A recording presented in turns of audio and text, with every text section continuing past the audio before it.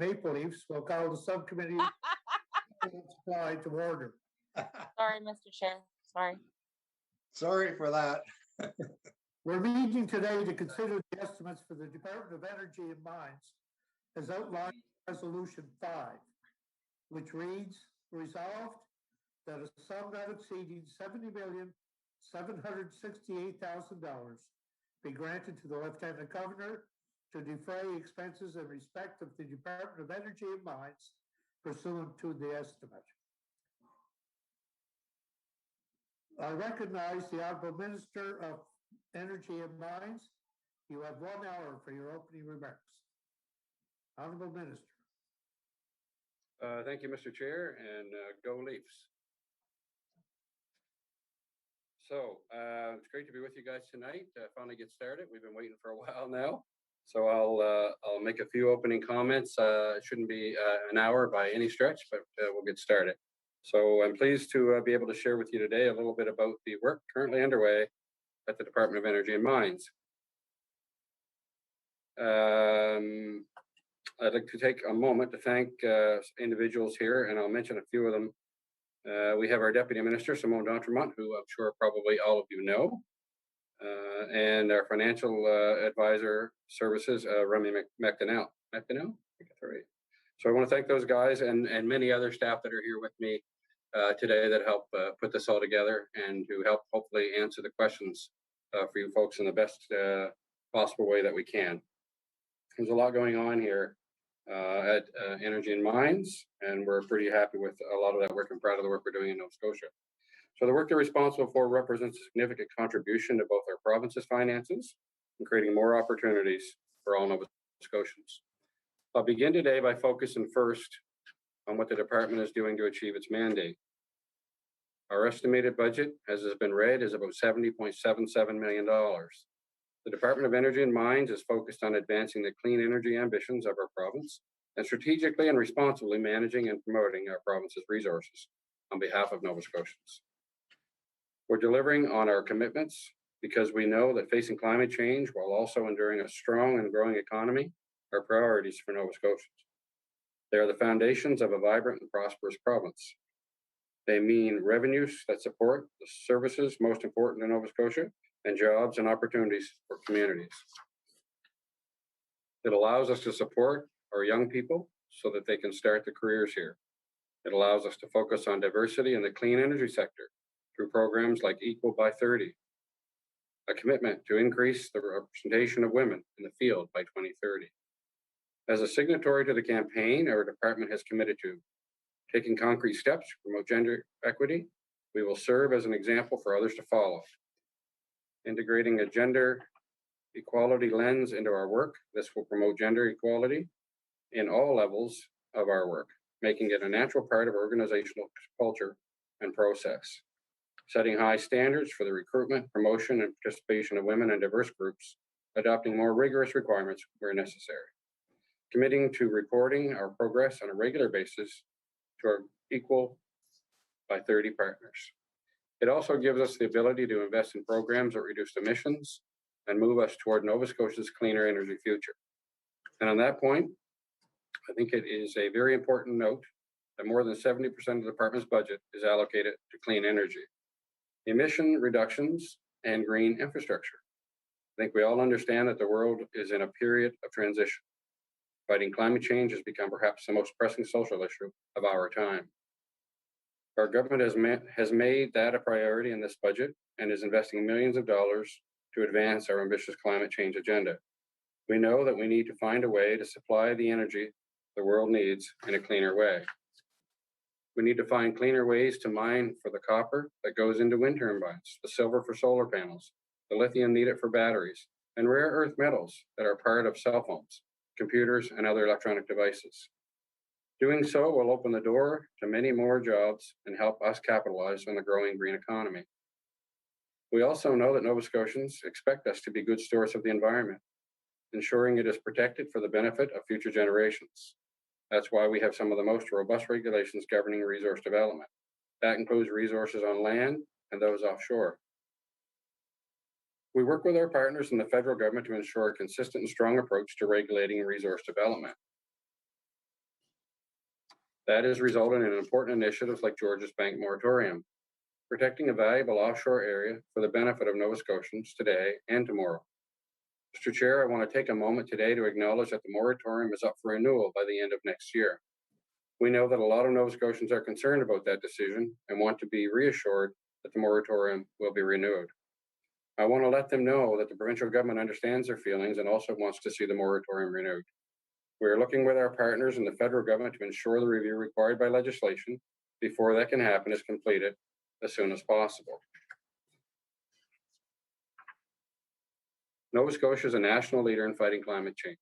We met the federal 2030 target for reducing greenhouse gas emissions 13 years early, and we're not stopping there. We've set some of the most ambitious emission reduction goals in the country. By 2030, our emissions will be 53% below 2005 levels. By 2050, our emissions will be zero. All of this is essential to remain competitive in the global marketplace. To reach our goals, we need to work together with the private sector, Mi'kmaq leaders, academia, municipalities, and not-for-profits. If we face this challenge together, I believe we will meet and exceed our goals. Mr. Chair, one of our biggest successes and continuing opportunities for growth is energy efficiency. In 2020, Nova Scotia was recognized by Efficiency Canada as being #1 in the country for electricity savings and 3rd overall nationally for efficiency programs. This is an achievement we can all be proud of. Nova Scotians have achieved the success by being best in Canada at using less energy. We've reduced our electricity use faster than any other Canadian province, a full 11% since 2008. That means families in all parts of the province are saving money on their energy bills. We continue to expand our energy efficiency programs, and Nova Scotians are using them enthusiastically. Our home warming program is helping low-income Nova Scotia homeowners receive free energy efficiency upgrades.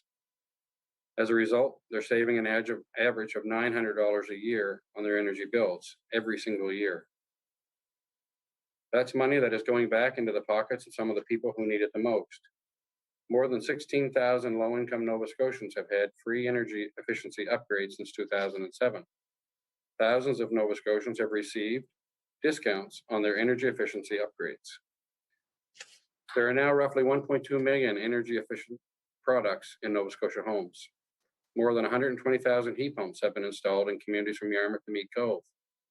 Nova Scotians are now saving more than $180 million each year on their electricity bills through energy efficiency. As a result, more than 300 businesses and 1,400 people now work in the energy efficiency industry.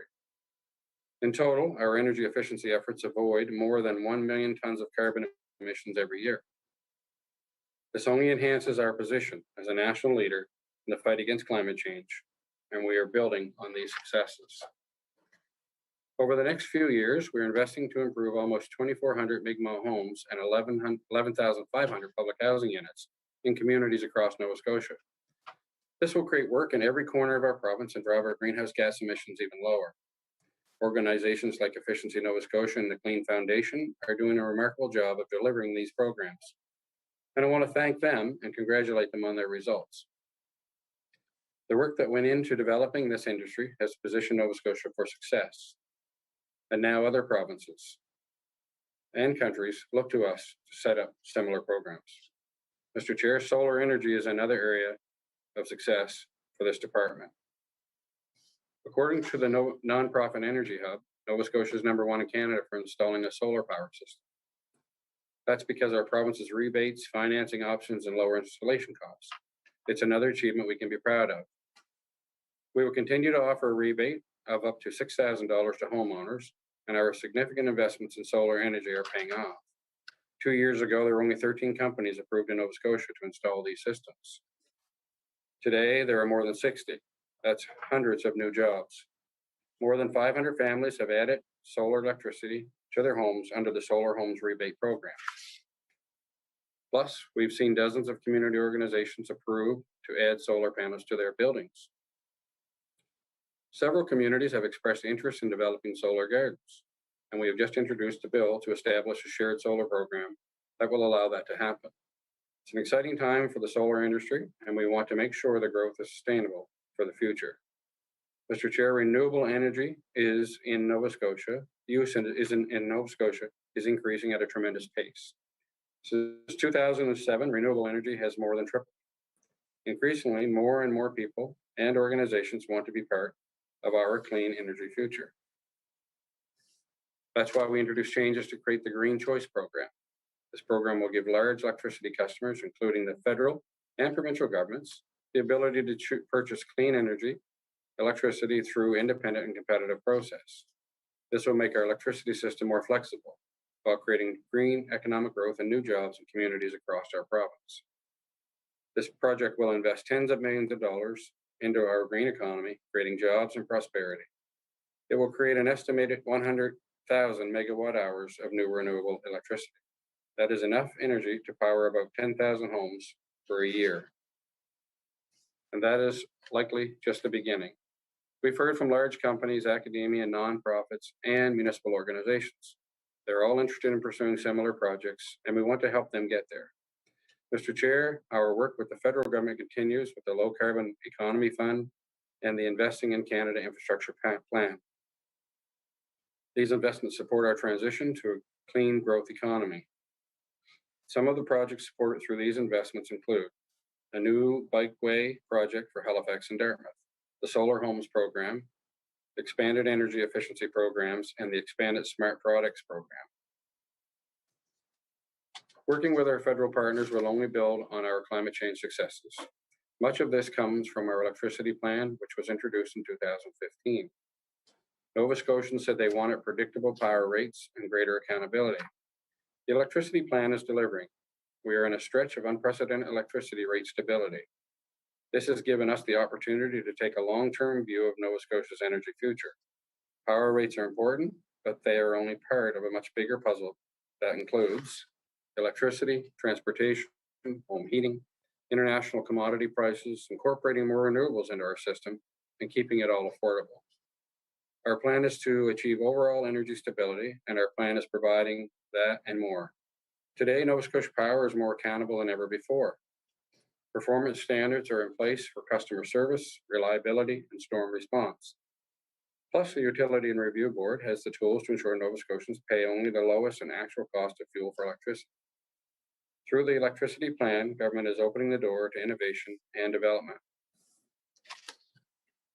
Our work to implement the electricity plan continues with other innovative projects. We've invested in the electric vehicle charging stations to lower emissions and make Nova Scotia more accessible to electric vehicles.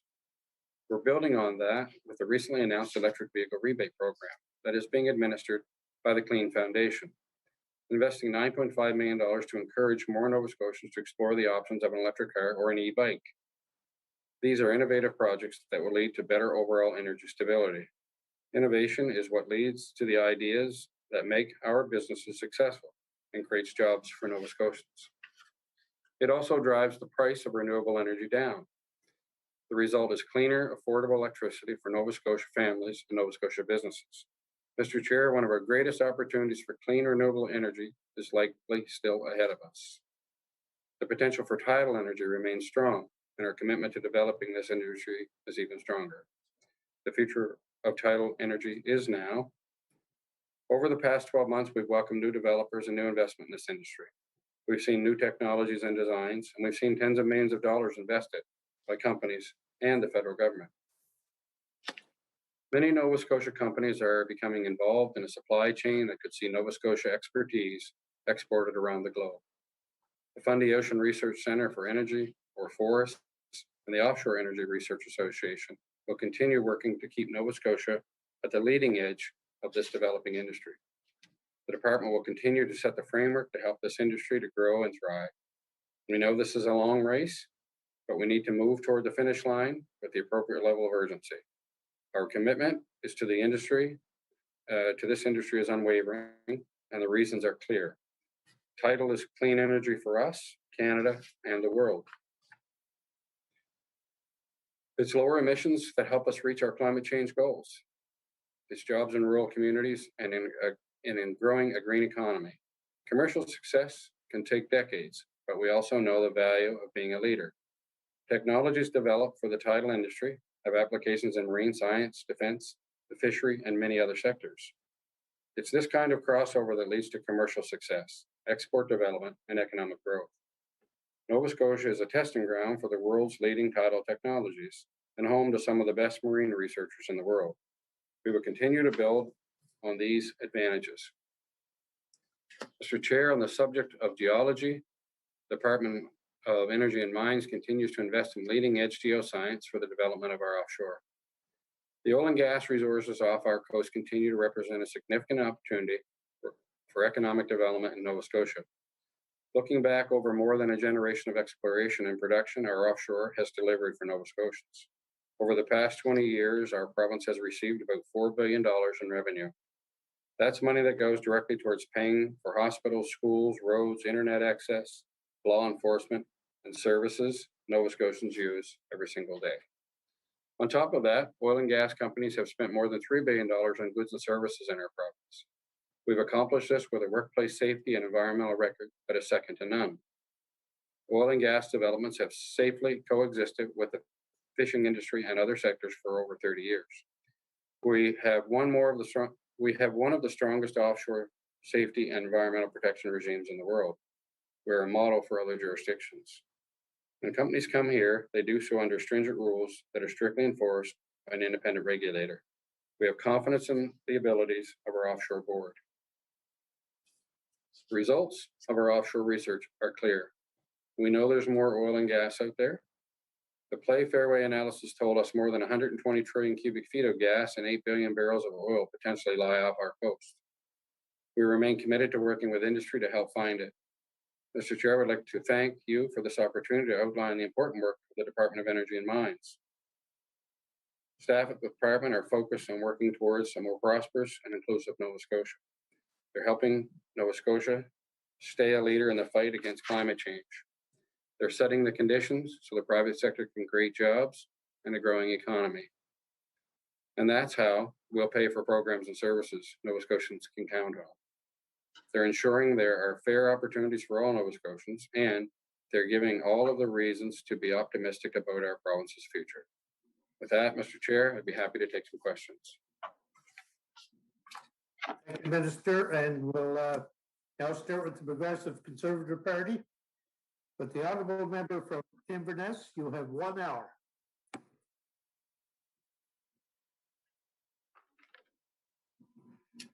The honourable member is not coming through. You're muted.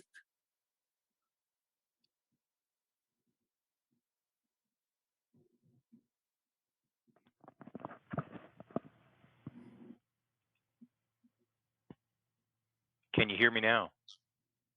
Okay. Yes, thank you. Sorry about that. I turned my volume down earlier and it must have shut me off altogether. So thank you, Minister Porter, for your opening remarks. I'd like to also acknowledge your department for their work over the past year and their work in putting together this budget. I did have a chance to look over the budget figures, and I'd like to start out with revenues in the department. And I note there were just a few clarifying questions on a few numbers here.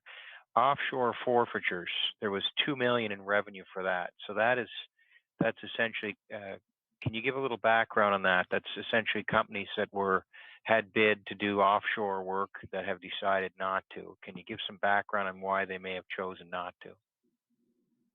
The honourable minister.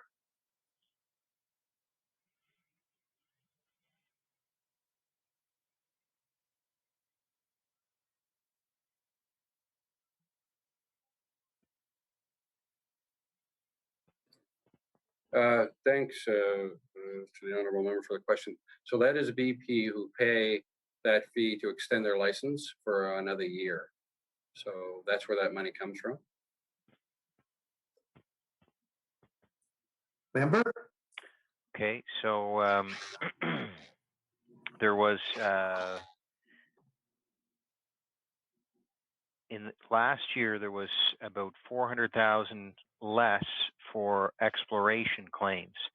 Can you give some background on what that might have been? So I noted that under exploration claims there was 400,000 less than expected.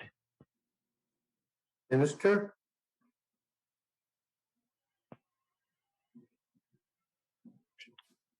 That's the big answer. Thank you for the question. So that is on the mining side.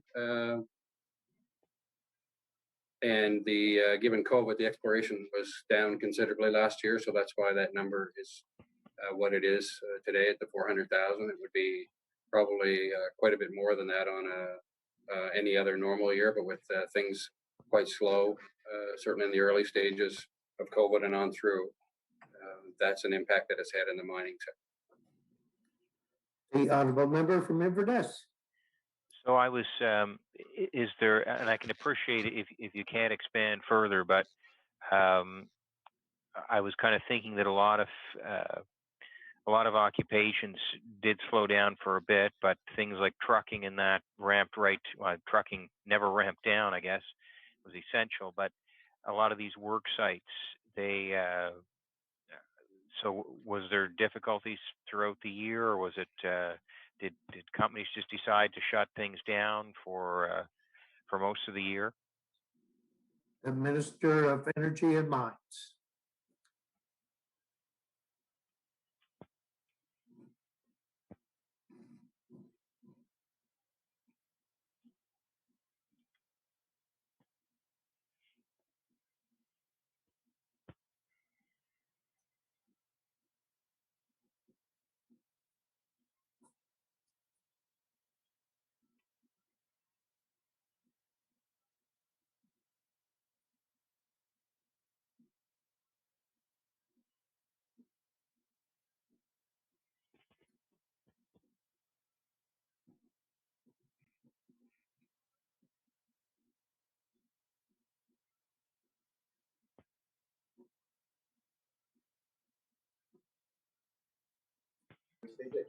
Actually, Atlantic Gold.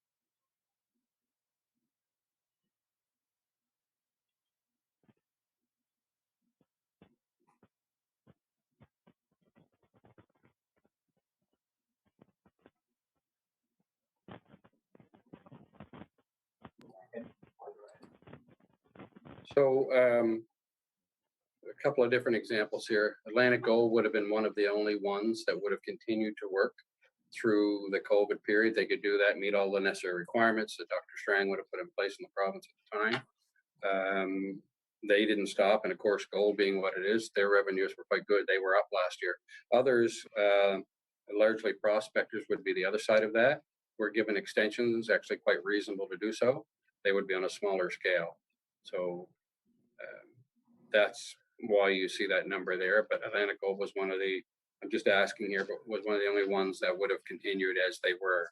So others wouldn't be as big, and I'll just clarify that once you ask your next question there. Sure, thank you for that. I might just move back to BP. Has the department sort of spoken to them and determined why they left? Are they seeing, is it a global problem with the price of oil with less demand for it? Or was this, I mean, they've got projects all over the world and they take a very long-term view. Why did they choose to leave Nova Scotia? Minister?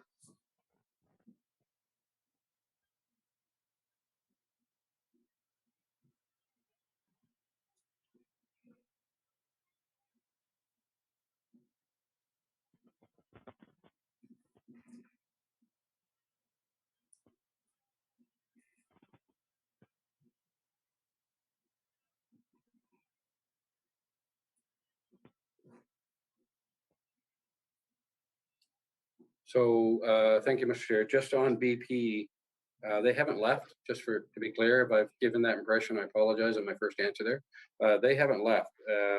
They continue to evaluate their situation there and the well, and have valid lease claims. So they haven't gone anywhere, but they are still out there. Yeah. Member Still doing assessment. Inverness.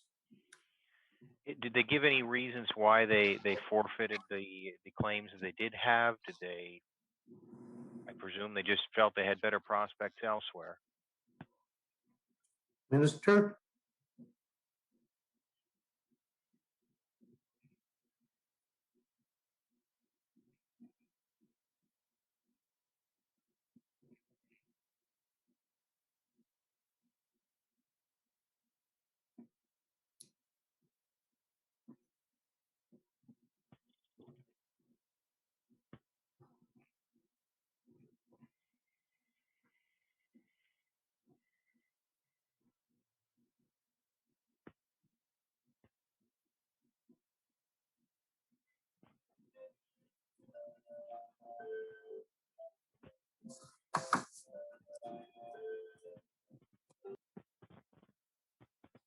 So just on further to that, the $2 million that you see is a deposit that they would have forfeited for last year. They've also got an extension though for an additional $3 million, takes us through to January 22. So they are very much out there doing their exploration as they normally would. At what scale or how much of that they're doing, I don't have that answer, but they are out there. So they are still here offshore. The member for Inverness. That's good to know. Just here's one maybe I can combine into one question. Coal royalties were off $1 million last year, yet other royalties were up about 700,000. Can you give some background on what was happening there? The Honourable Minister.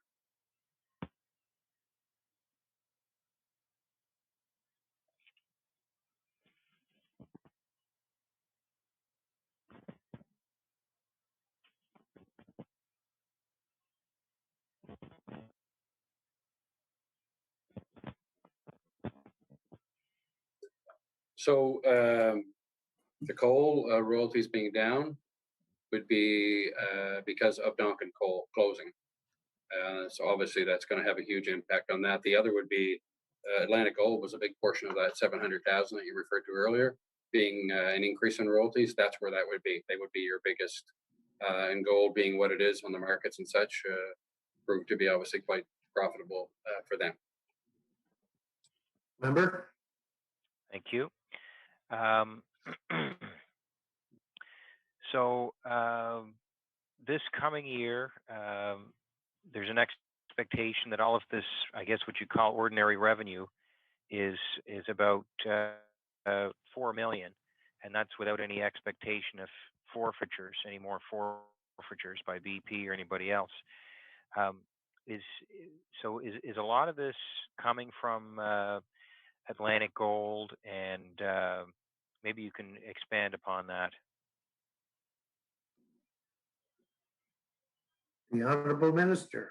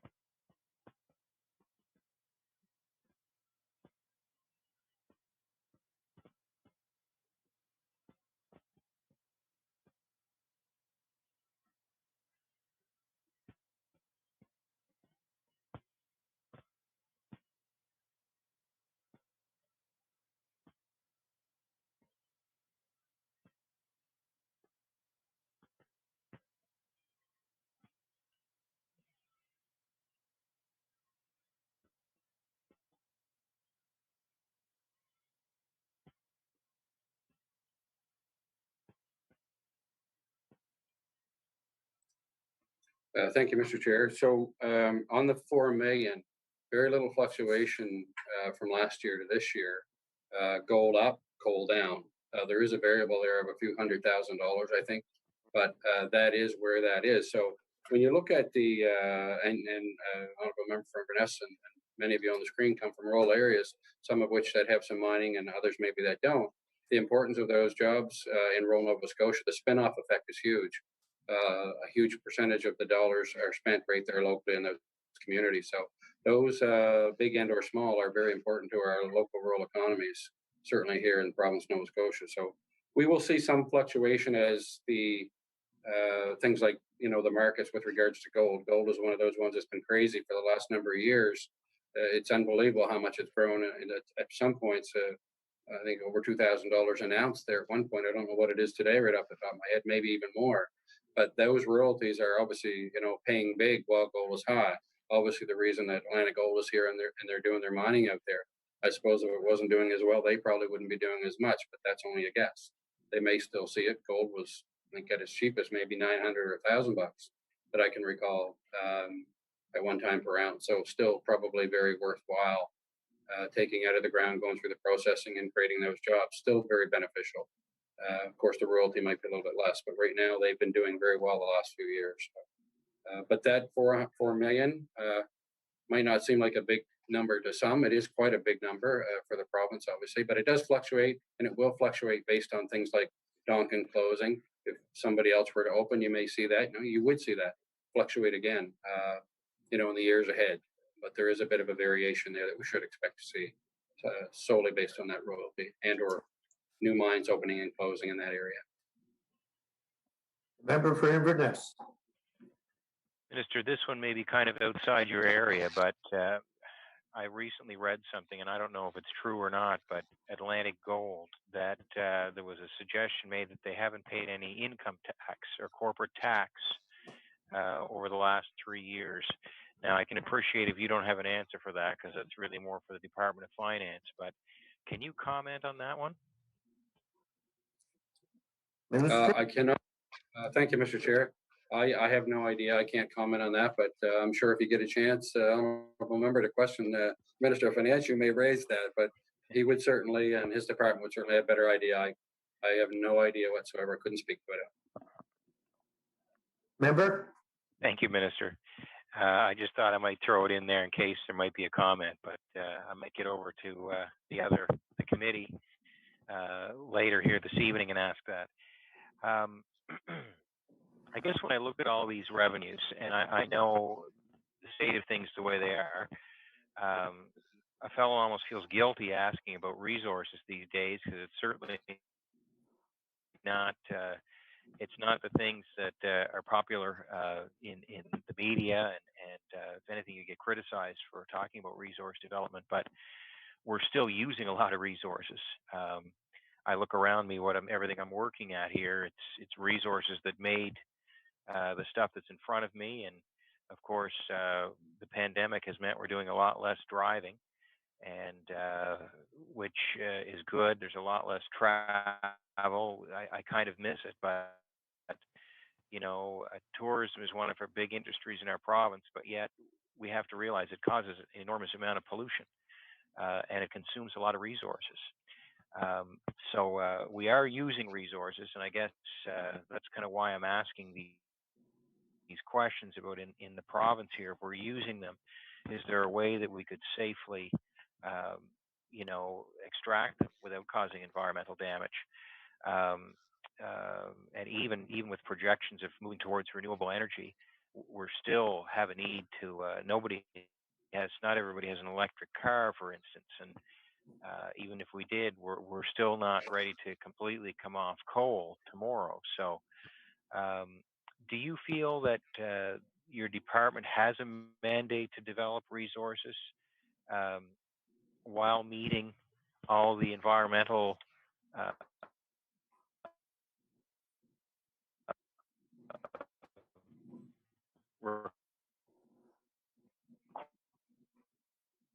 requirements, regulations that are to do so?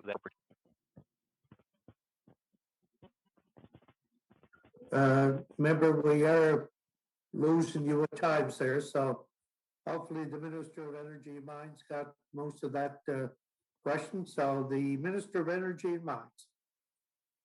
We do believe.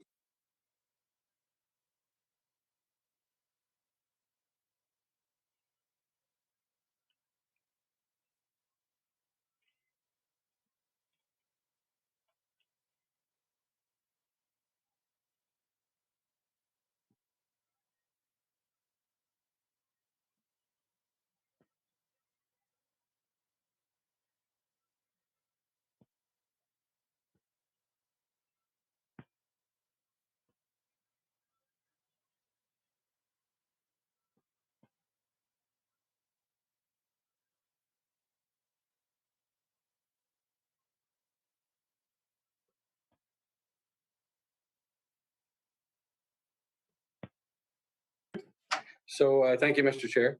A lot there, and the honourable member talked about the media and maybe some things that aren't popular, but we still are looking and mining these critical minerals that we need, like copper for our wind turbines, as we talked about. I mentioned a few of them in my opening comments, how important that is, not only here in Nova Scotia, but across the country. So the resources, and there are many resources that, as any of us that are rural members certainly understand and see happening across this province regularly. That provides a lot of jobs in rural Nova Scotia, and we are doing it. And we're doing it in a safe way, responsible way, an environmentally friendly way. There are a lot of rules and regulations in place nowadays. Just ask anybody who's in that business what they have to go through, not only to set up shop, but just to be maintained over how different it is now than what it used to be. So there's a lot of good regulation in place, and the safety and the responsibility. But these folks, I believe, quite frankly, are good stewards of the land. We've had a lot of discussion about land in recent weeks. Those landowners, those businesses, I think for the most part, and anyone operating, are good stewards of the land. They want to do the right thing, and I think that they are doing the right thing. We have a job as a regulator to ensure that where things happen, that we're there to help fix problems, and to ensure most importantly, to ensure that things don't happen. So those rules are extremely important. We have the offshore that we haven't talked a lot about tonight yet, but I'm sure we will talk more about. That is a great, the offshore gas. We don't know what that will mean. We know what it's meant in years past. We believe there's still a future in that. So there will be, everything won't be electric cars overnight, I think it's fair to say. I think it's one piece of what we're doing as we move forward in the new renewable energy world, but there are a lot of pieces. And as the years continue to go by, we'll see much of what we've seen in the past. The changes in technology that have advanced us in certain areas. I never really would have thought as a kid I'd be typing here today about electric cars. But it's, it's strange in some ways, but it has evolved to be quite normal in others. And, we're looking at charging stations, investments we've made, and more investments to be made as we change the rules, as we invest in programs, as we change legislation that we're seeing to help us advance these projects is a great thing. So we'll continue to see that. The solar piece is another big piece we talked about with our solar program. We're seeing an awful lot of interest in that. We're seeing a lot more industry, a lot more companies, now at over 60 in the province alone who want to be competitive in this field and be able to bid on projects as these kind of investments are put out as we go forward in the years ahead. So it's exciting times in that area, and the technology, as you and I would both know, honourable member, has just changed so much in a short time. We're all carrying a cell phone, as an example. Who would have thought about that when we were going to school? Probably none of us that are on this screen. Maybe we're all, well, you might have. You're a little bit younger than the rest now than some of us are, but Mr. Chair would never have thought about carrying a cell phone when he was in school, I guarantee you. And maybe a couple others that are on this screen as well. So it's quite a thing as we advance in technology. The same holds true for our resources, right? Things are done a lot different than they used to be. So, but these are very important resources for Nova Scotia that we have to have a good balance. Electricity will play a big part. We have an ambitious climate change agenda where we talk about reaching certain points. We're already well ahead. We've seen our environmental goals, the Sustainable Prosperity Act. As you all would remember, some of you back in 07, I was in the House, 07, 08, I was in the House in those days. although it's been talked about in recent days, maybe as being something that was torn apart or gutted or being critical of. Actually, I look at it totally different. It was the first building block as we move forward. It was a beginning. It was a path. And we've continued as governments, success governments, to build on that. And I think you will see those things change as we further advance, as new technologies come along and new ways of doing business. So there's a huge piece around all of that. The environment and energy and mines go hand in hand, really, when you think about what goes on in this province and probably across the country. The honourable member from Inverness. Well, we're certainly using all these things, whether it's energy or materials. And if we can't do it safely in this country, where in the world can it be done safely? You know. So I'd like to move on to Nova Scotia Power. A few questions related to how what their energy mix looks like, and what do you? There's been discussion, you know, especially recently about if we're moving away from coal, how are we going to do it? And there's been some discussion about possibly having another transmission line between ourselves and connecting into New Brunswick and you know, into Quebec, whatnot. Can you give some idea on what the department's vision is for the future of the energy mix for Nova Scotia Power? Minister.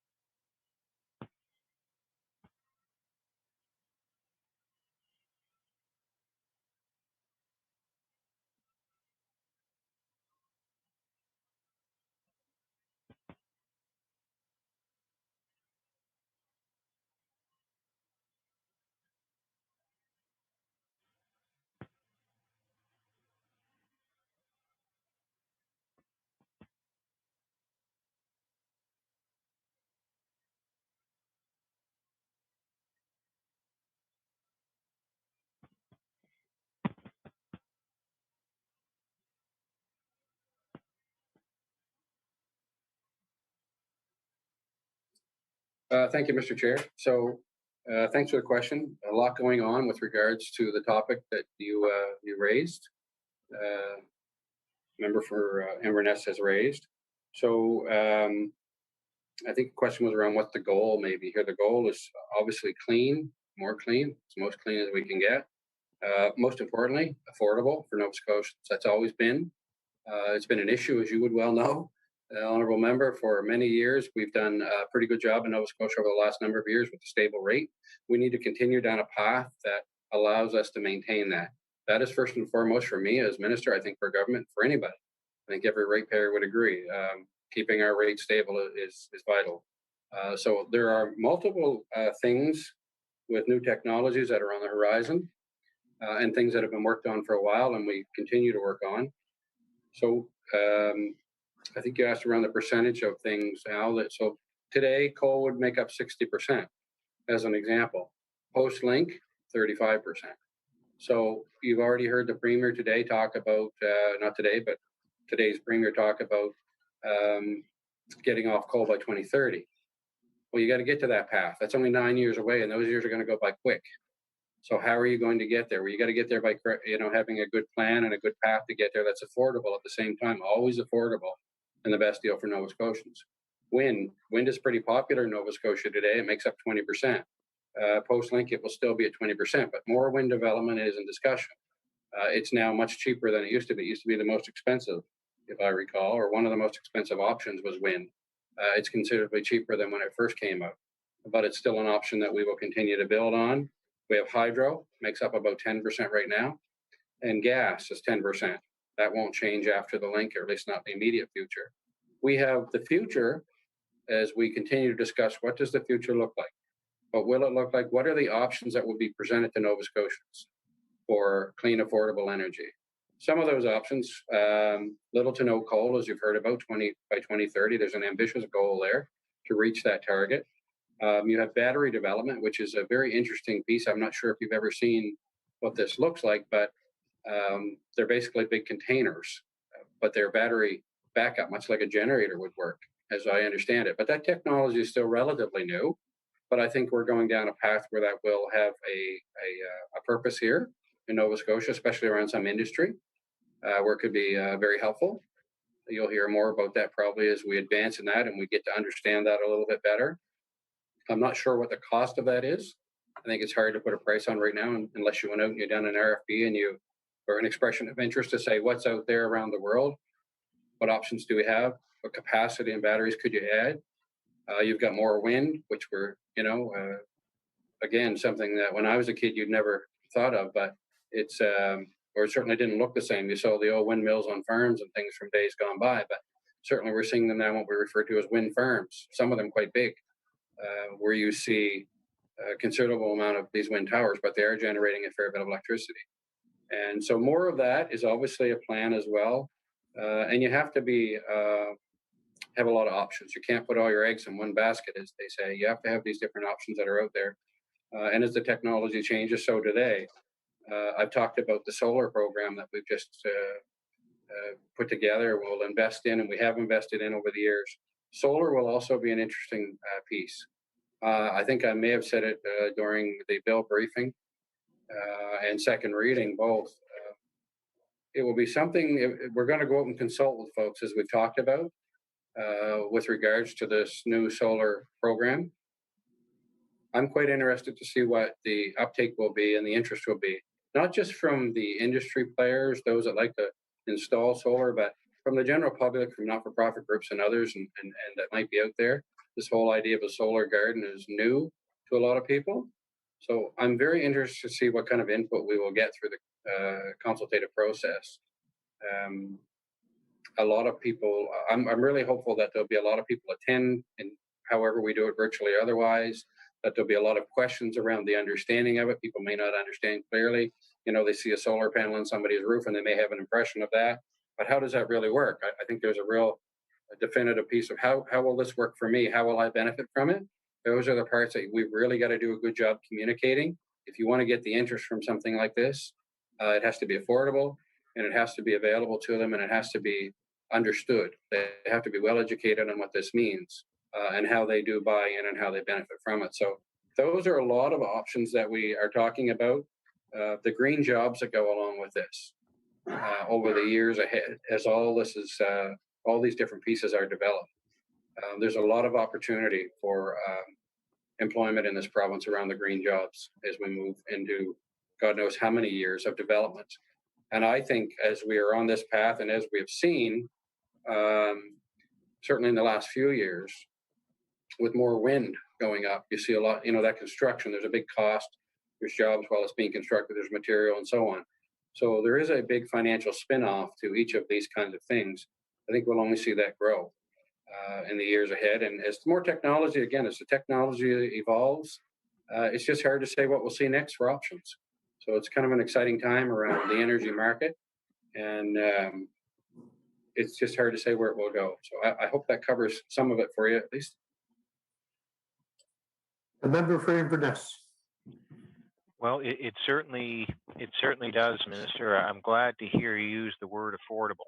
because that's something that was removed from energy policy back when ironically, when the NDP was in office, and who would be proclaiming to the highest heavens, but themselves, about the importance of keeping things affordable. Yet it was they who removed that word from the policy. So I'm glad to hear that. And I mean, you're right. These things are exciting. I know I've looked at some of these options myself personally, including solar, and I just didn't find the economics were quite right at the time, and maybe still not in my case. But that doesn't mean to say I don't think we should be open to them and to seeing what is possible. You mentioned something about storage, some comments on storage there. It's probably too early to ask you any questions on this, but as we move towards possibly more renewable forms of energy, do we know what the economics would be of having more storage? Is it just really too soon to be asking these questions? Because I know the issue of storage is still kind of a mystery. It's not been solved. And any thoughts on that? Minister?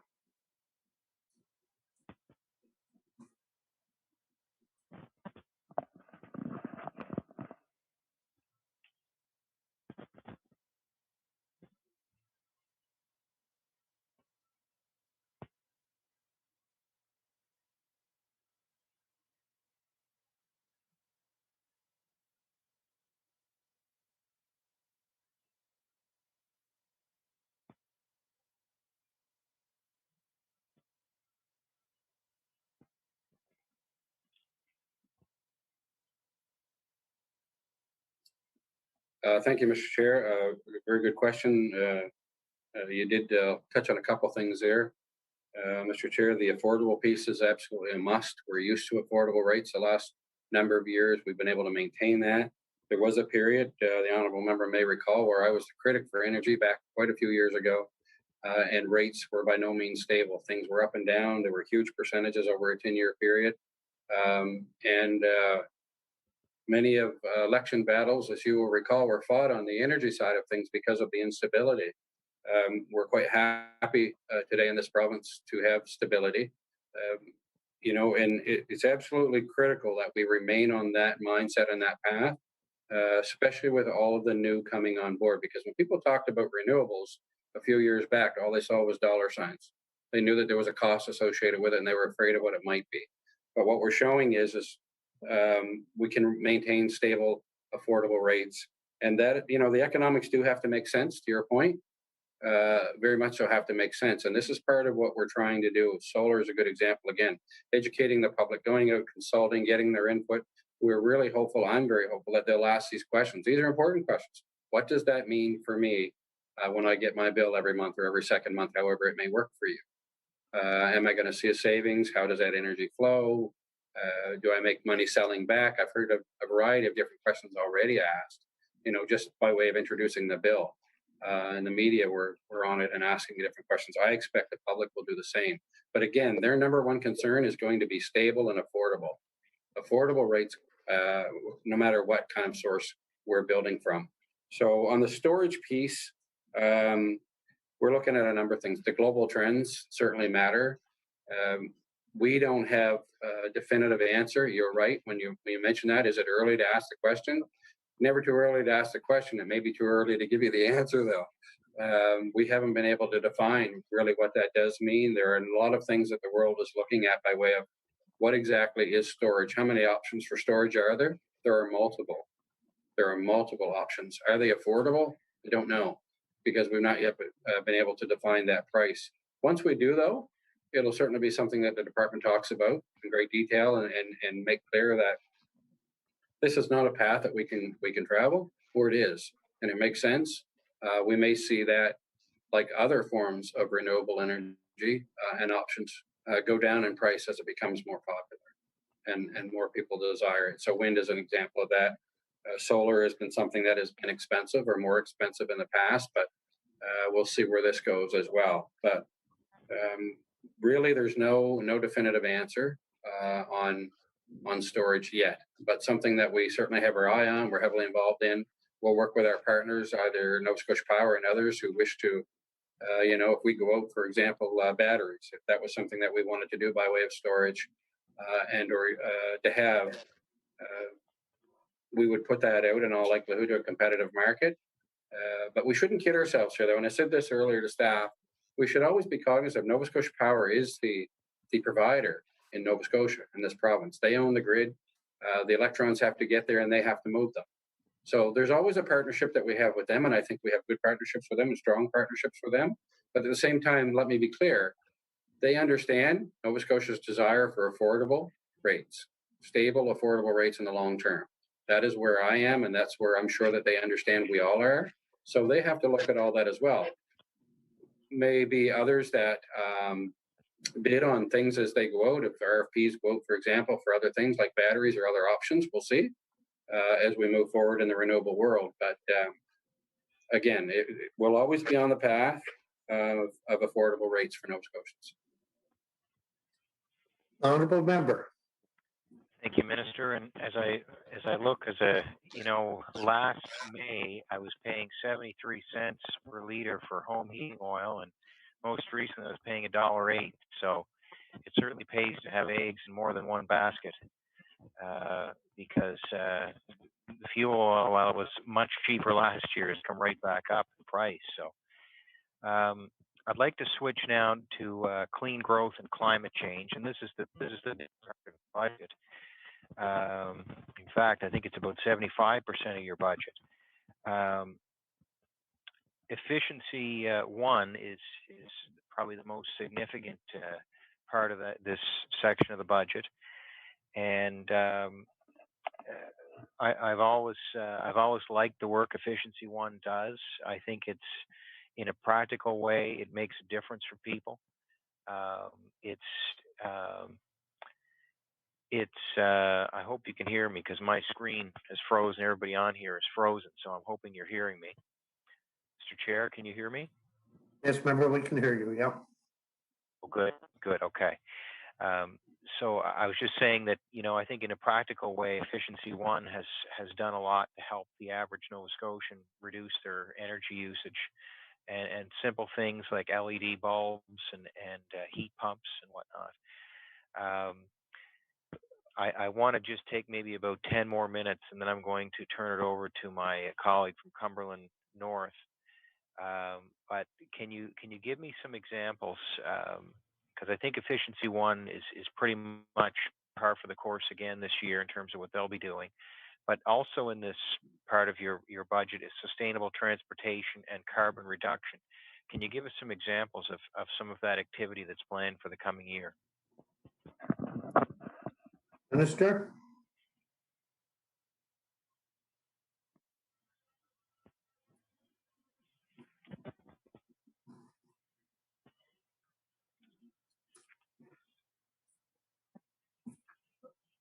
I think, folks, in order for us to provide the minister an opportunity to give us the correct answer, we're only 1 minute away from our COVID-19 break, so maybe at this point we'll take our 15-minute COVID-19 break. The minister could get an answer while he's on break.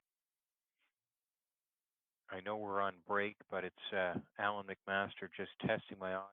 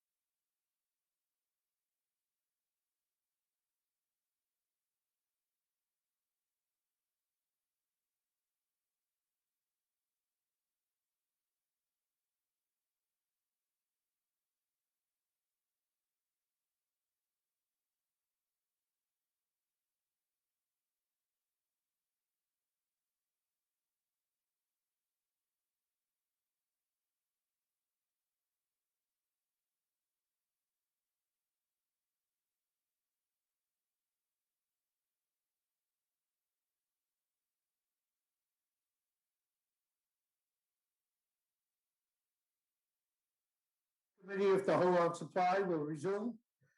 We have 19 minutes left for the Progressive Conservative Caucus before we turn over to the NDP caucus.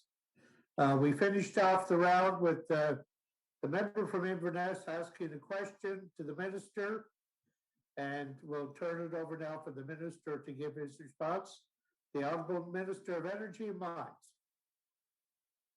Thank you, Mr. Chair. Appreciate the opportunity to respond to the honourable member for Inverness. So he was asking about the climate change initiatives and the kind of things that we had going on. There's a lot going on. We have Efficiency One, and I think he touched on that a bit in the programs that we offer. We have 2,500 people working across the province. Now, all of you in this room or virtually tonight would, as MLAs, would clearly understand the benefits of what those folks are doing out there by way of programs.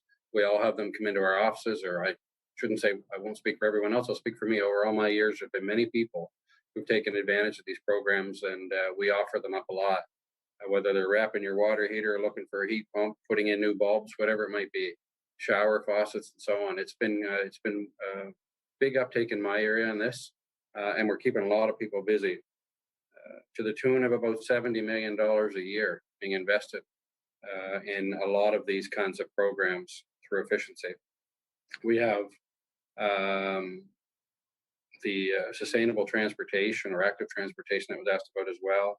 I'll get to that in a minute, but one of the other things that we've invested in heavily around the efficiency piece is our housing. I know that housing is now under housing and infrastructure or some new name there, but as someone who was involved in that through municipal affairs and housing at the time until a short time ago, I know that we shared an announcement with this Department of Energy last maybe 2 years ago, a year ago fall now, time goes so quickly here, around the investment we were making in our housing stock. I talked about in my opening comments about the investment in the Mi'kmaq housing and the Native housing. Certainly our housing, we own near 12,000 units. We have near 12,000 public units in the province of Nova Scotia, Department of Housing. So a lot of investments being made there. The other part of that is normally as residents, you could apply for the efficiency services. That's now available to landlords for their rental units, which is great. And the benefit has to flow to the renter, not to the landlord, which is a key piece of this, saving them hundreds of dollars annually in their energy bills. So that's a great program. We will continue to partner with other departments on the active transportation side of things, whether it's electric vehicles and things along those lines, or whatever may come along. You know, the trails piece was an example of what active transportation, the Connect 2 program, it was called at the time. I know that we had a few announcements out my way back some years ago, probably as recent as a couple of years ago, on new trails and trails being built, parts of trails connecting to others and so on. So another great program when it comes to active transportation. I think you'll see a lot more of those kinds of programs as we move forward, again, with the new technologies that come along, other ideas for energy savings.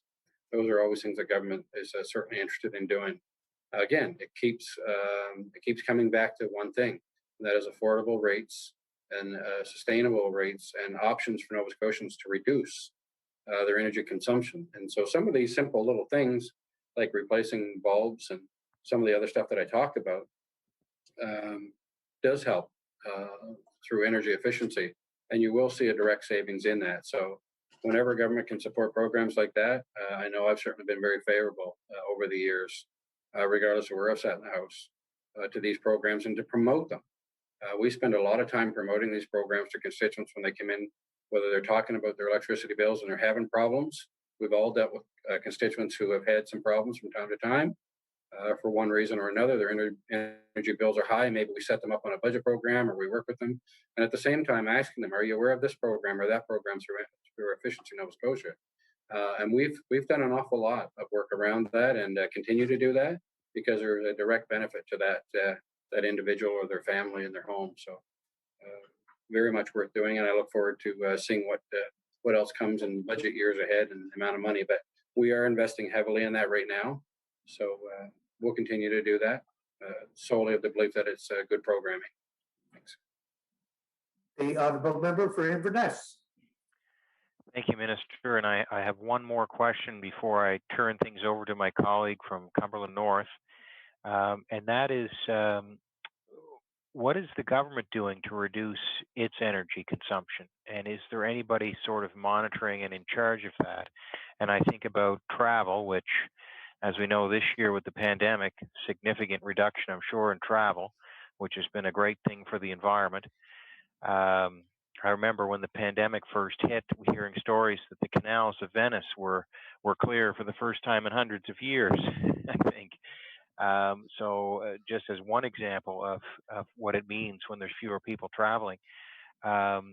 Office buildings, I know they're trying to improve efficiency all the time. Even small things like printing of reports. What is the government doing to reduce its consumption and usage of energy and materials? The honourable minister.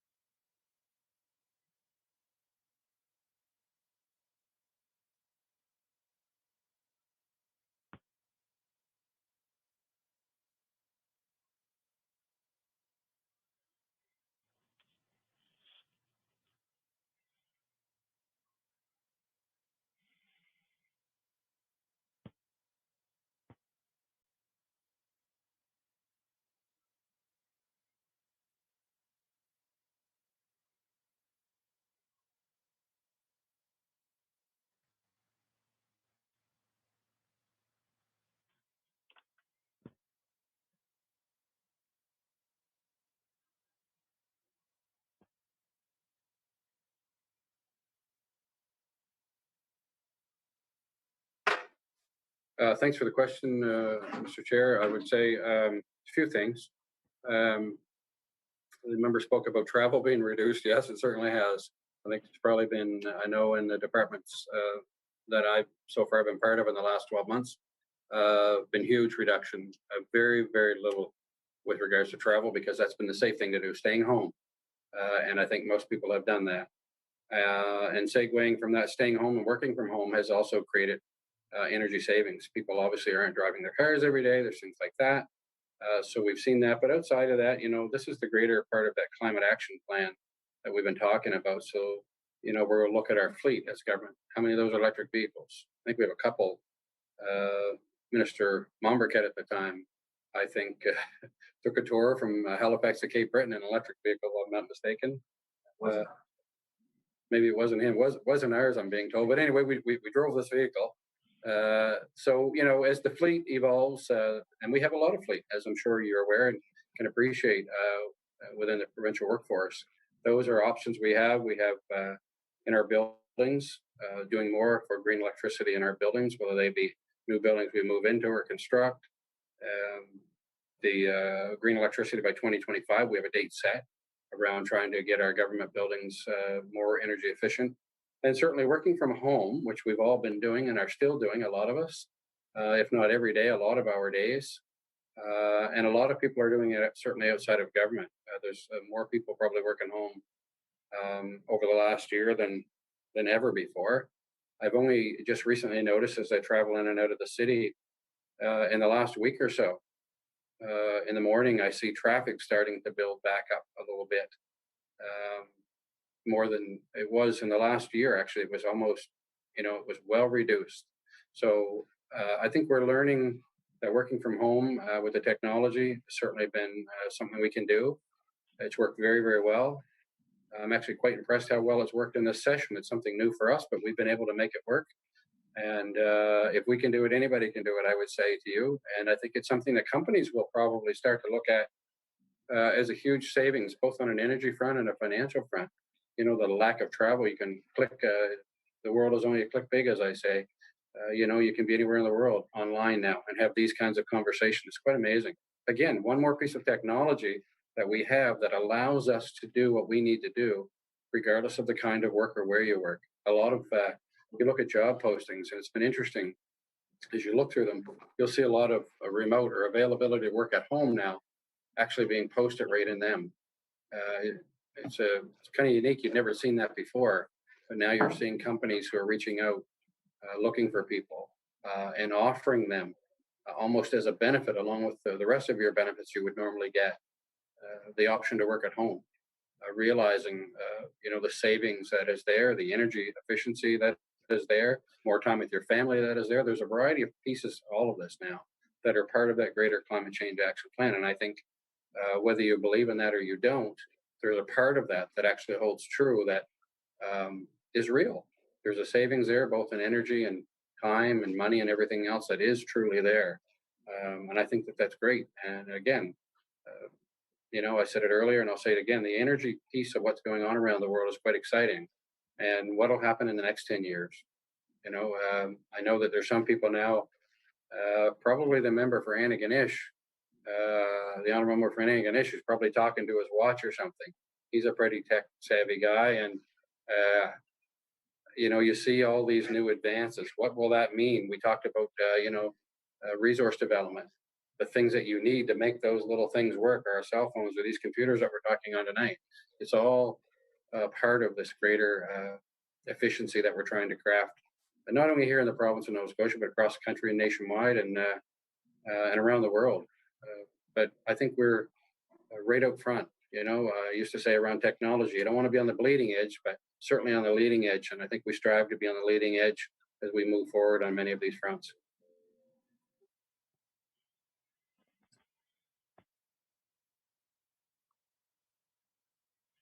Thank you, Minister. And Mr. Chair, I'd ask that you turn the remainder of my time over to my colleague from Cumberland North. I recognize the member for Cumberland North with 7 minutes left in the first hour. Okay, thank you, Mr. Chair. Thank you to my colleague. Minister, you likely are very aware we've got a lot happening up in Cumberland North with regards to both energy and mines. And we have the Wallace quarries as well as 2 active salt mines in Cumberland North that we're very proud of. I want to talk to you a little bit about energy first. As you know, we have a large wind farm when you enter the province of Nova Scotia at Fort Lawrence. And I'm wondering if there's any future plans for another wind farm on the marsh. The Honourable Minister.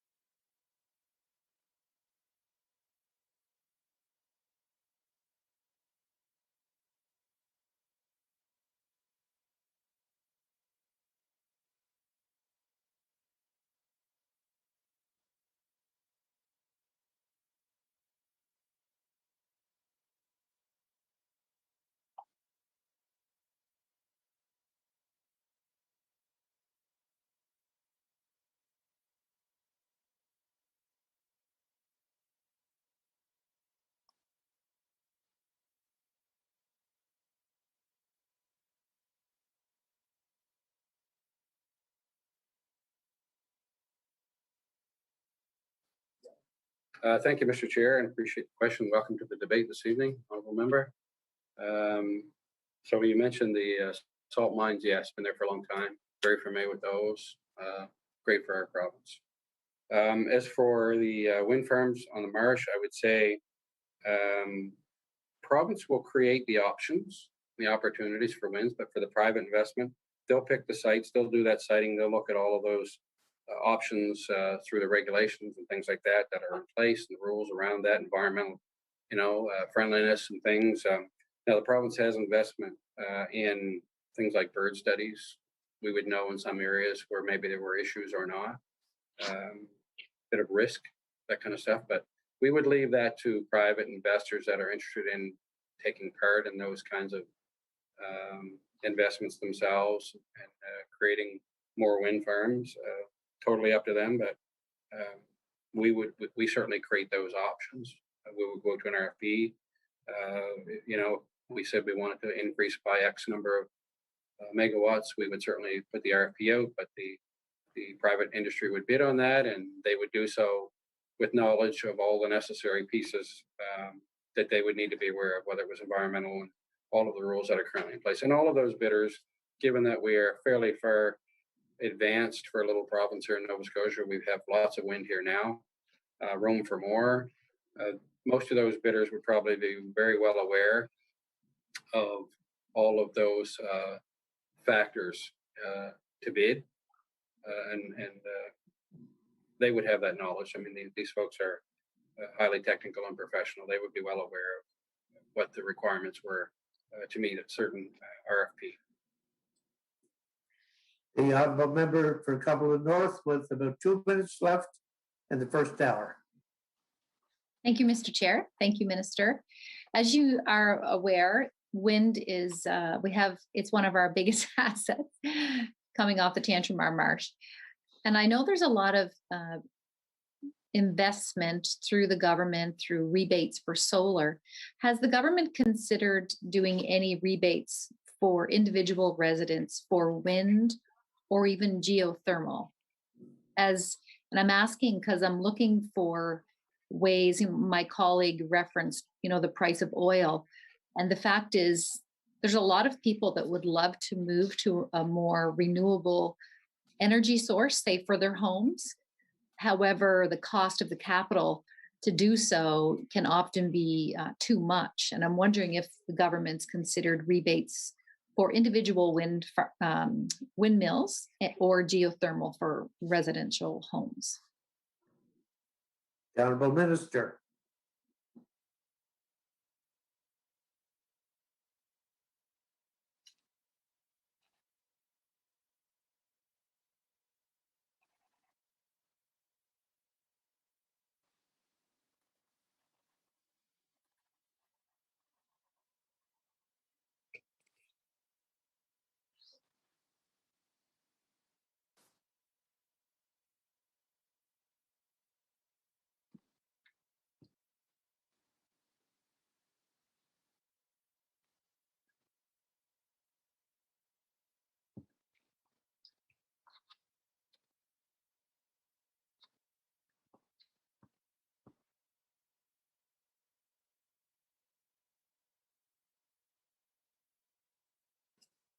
Thank you very much, Mr. Chair. I know we're running a bit on time, but if it's okay, I'll take the time to answer the question, just a couple of minutes for the honourable member.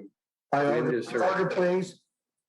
Sorry to interrupt, but the time for the first hour for the PC caucus has expired. I now recognize the member for Halifax Chebucto and the leader of the New Democratic Party. You have 1 hour. Thank you, Mr. Chair. Surely it would be polite to let the minister answer the question while he's got the answer present to his mind. So I'd be happy for the minister to do that. Thank you. I recognize the honourable minister. Thank you for that, member. Yes, thank you very much for that opportunity to answer. So wind is certainly something we're all very familiar with in the Tantramar Marsh, of course. As the honourable member, I don't know that there's ever been a time the wind hasn't been blowing through there. Whenever I've crossed through, you can feel the car moving. That's for sure. So on the rebates, solar, you also talked about, we have the new program that we're just talking about introducing now before the legislature as part of that.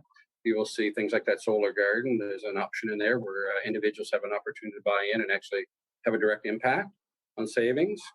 For wind is a little bit different. So small scale wind, they would argue, is not as beneficial as what we're seeing like the Tantramar Marsh. The benefits are coming by that massive energy creation from bigger scale projects that are putting electrons on the grid. That's where the savings are, and we see that being done quite efficiently and at a good cost. So history, from what I'm told, will show that small scale has challenges and is not necessarily cheaper or I don't want to say not worth investing in, because anything is worth investing in, but maybe not quite as efficient or as economical to invest in. So we would need to really look at that by way of scale. But your efficiency is in the larger scale project, like you see near home on the marsh. So thanks again for the opportunity there, Honourable Member from Shabukta. The Honourable Member for Halifax Shabukta. Thanks, Mr. Chair. I'd like to begin by asking the Minister a few questions around Atlantic Gold.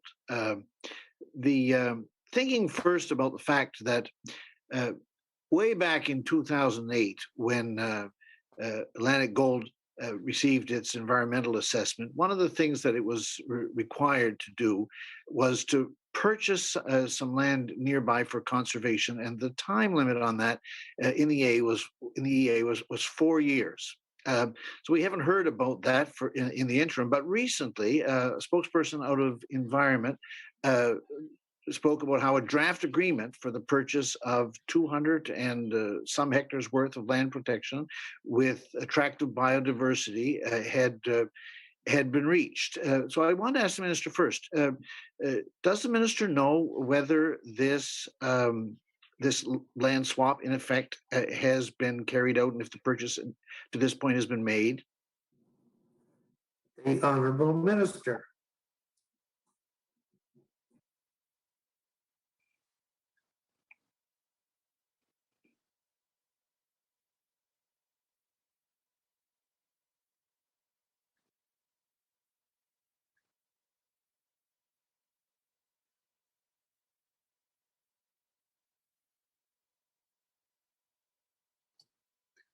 Thank you, Mr. Chair. Thank you, Honourable Member, for the question. Unfortunately, that is a question for the Minister of Environment, not something that falls under my purview. So you would be advised to, when the Honourable Minister of Environment takes his place in the estimates, to perhaps ask that question. Honourable Member. Member? Thank you. Well, the development of Atlantic Gold's multi-sided proposal, one of the key questions related to it is how it relates to protected land. So I think the question for mining development, a key question for mining development in the province at the moment is, where protected land is related to a proposed mine development, is this kind of land swap that we see about the Moose River Atlantic Gold Project, is this the kind of picture that the department has in mind? The Honourable Minister.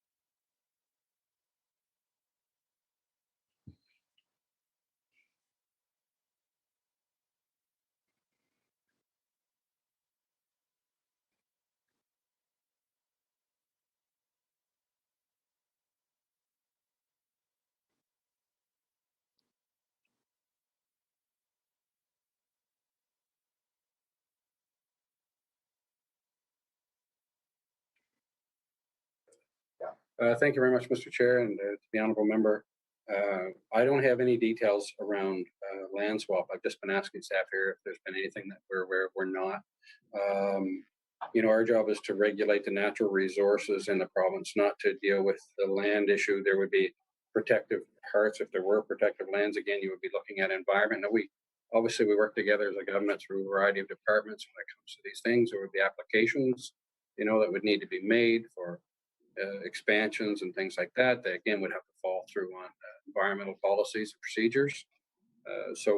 We would all work together on that, but I'm not aware of that. If there's information that I can get, though, I would be happy to provide it to the honourable member. But in this room this evening, I am not aware of any swap with regards to that land. The member for Halifax Chebucto. Well, thank you.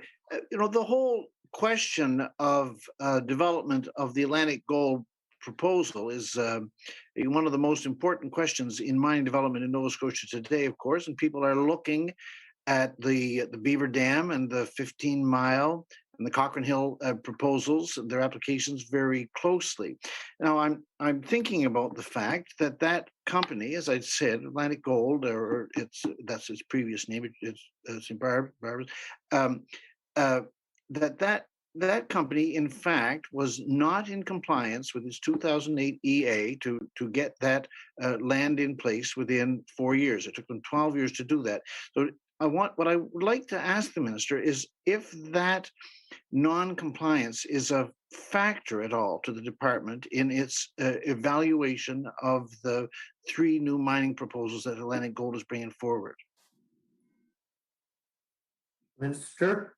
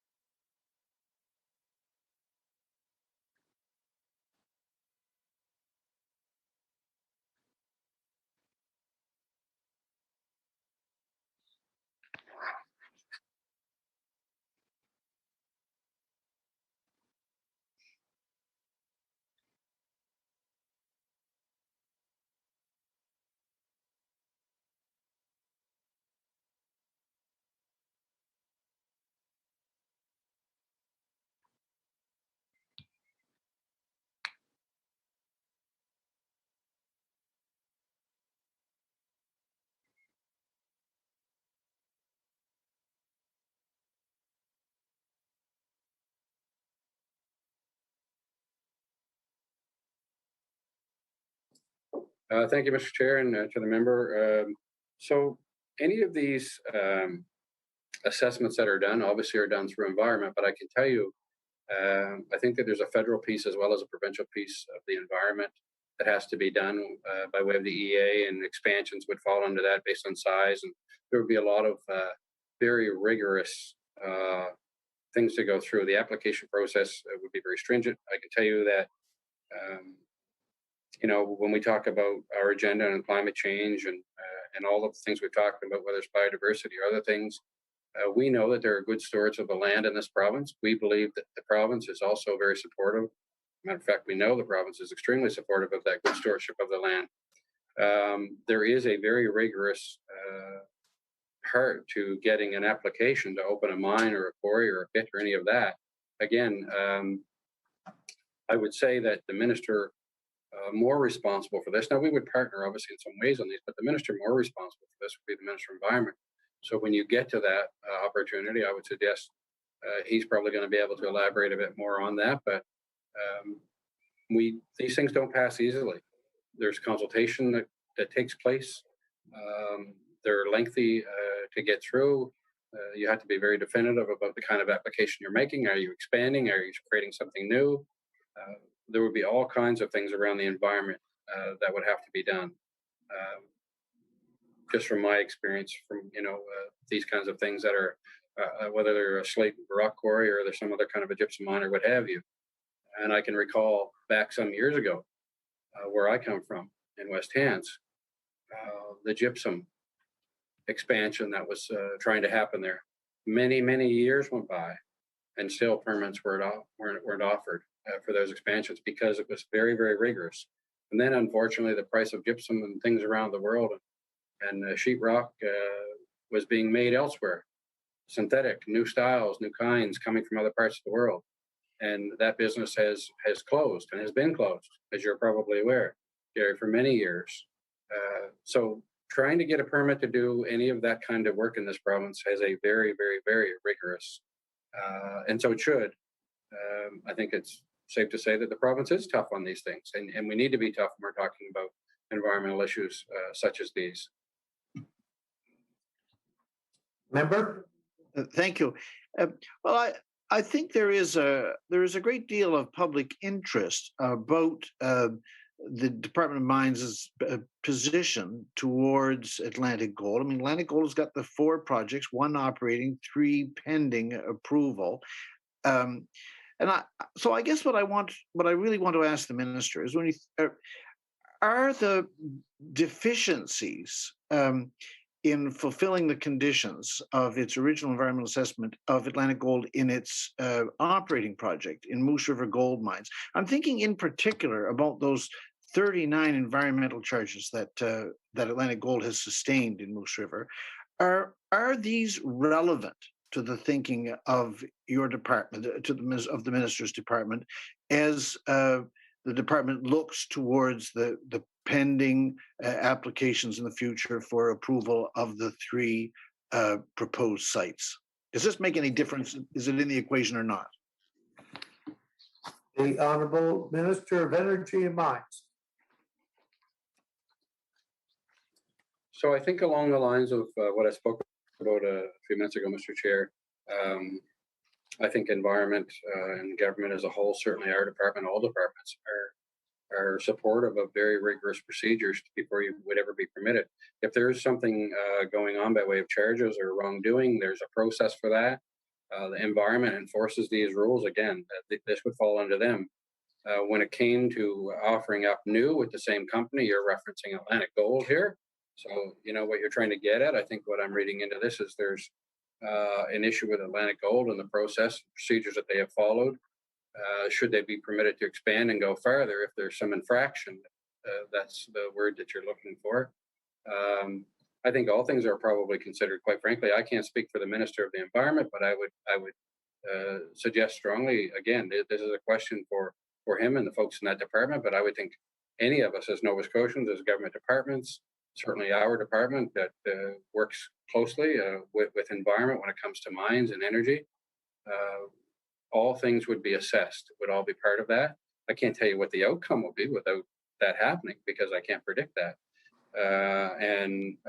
So that's part of it. But we have to also realize, and I know that not everybody is a proponent of mining, whether it be gold or gypsum or rock, quarries, and what have you, or coal, or any of the things that exist today in the province, all may not be favorable to that. But the reality also is there's an economic piece to that. And when done correctly and following the rules and meeting all of the necessary environmental requirements, you take Atlantic Gold as an example. There are 300 plus people working out there. Tens of millions of dollars would be the spin-off effect for that part of the province. Those are good things too. Along with that is this balance. You have to be able to have an economy and you have to be able to have a climate around the environment that work together. And I think that we have worked strongly at that over the years and have made those comments. And I think there's a place for both and that they can exist. But I will agree that the environmental piece is a big piece. And I don't think that anyone in this government has ever said different. Certainly our new premier has charted a path toward the environment and climate change action plans with strong goals. And I would say that he would very much agree with where we are at. But I'm sure you may get a chance at some point as the leader of the NDP in this province to stand in your place, as I know you will, and you will ask those questions as they're relevant to you and to the folks that you represent as well. And that's okay. That's good. That's the way it should be. Debate is healthy, as we always say. And those options exist for you. But again, your other option too, honourable member, is certainly the Minister of the Environment would probably have more to say around any infractions that might exist EA processes and policies and kind of enforcement rules and potential outcomes that may occur because of that. Thanks. The member for Halifax Chiboucto. Thank you, Chair, and thank you, Minister, for answering those questions about Atlantic Gold. I'd like to ask you a few questions about the electric vehicle rebate program. So in the announcement for the program, the figure I think was 9.8 million that the rebates were going to come to. And in looking in the budget documents, trying to understand where that comes from, I'm looking on the Clean Growth and Climate Change section 7.6 in the budget.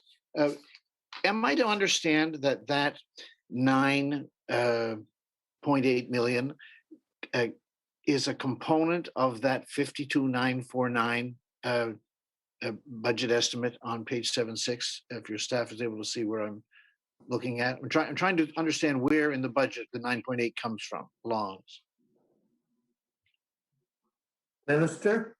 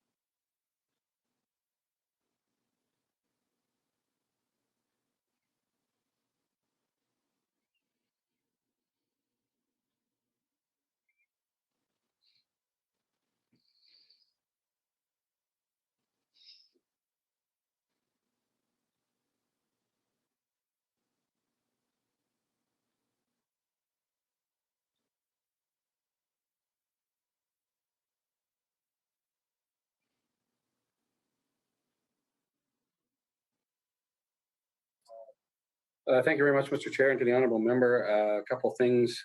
9.5 million, you were close. 9.5 million is the number involved in that EV program. That money's coming out of the final forecast for 2021, so it's not in the actual number that you quoted by way of the upcoming budget that came out of 2021 final forecast.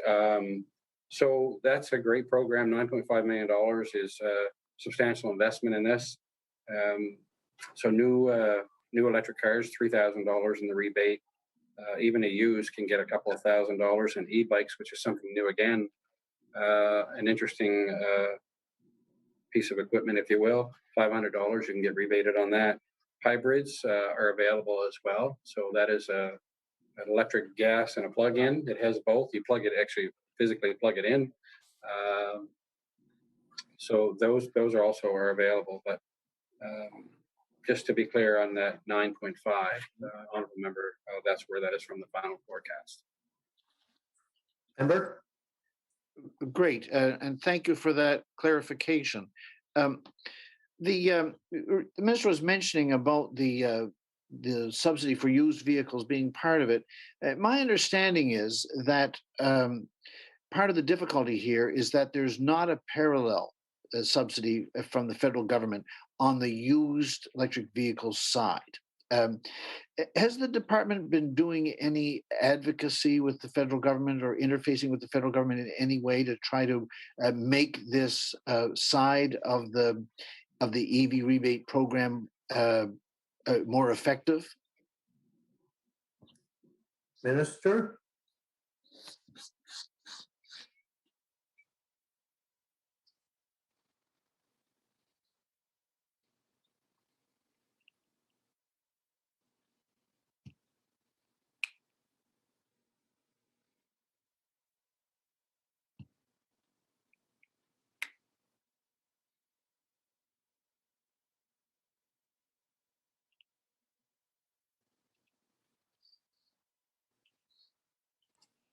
Thanks very much, Mr. Chair, and to the honourable member.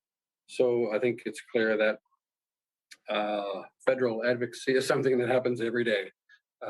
You are right when you talk about the feds not having a program, that same rebate.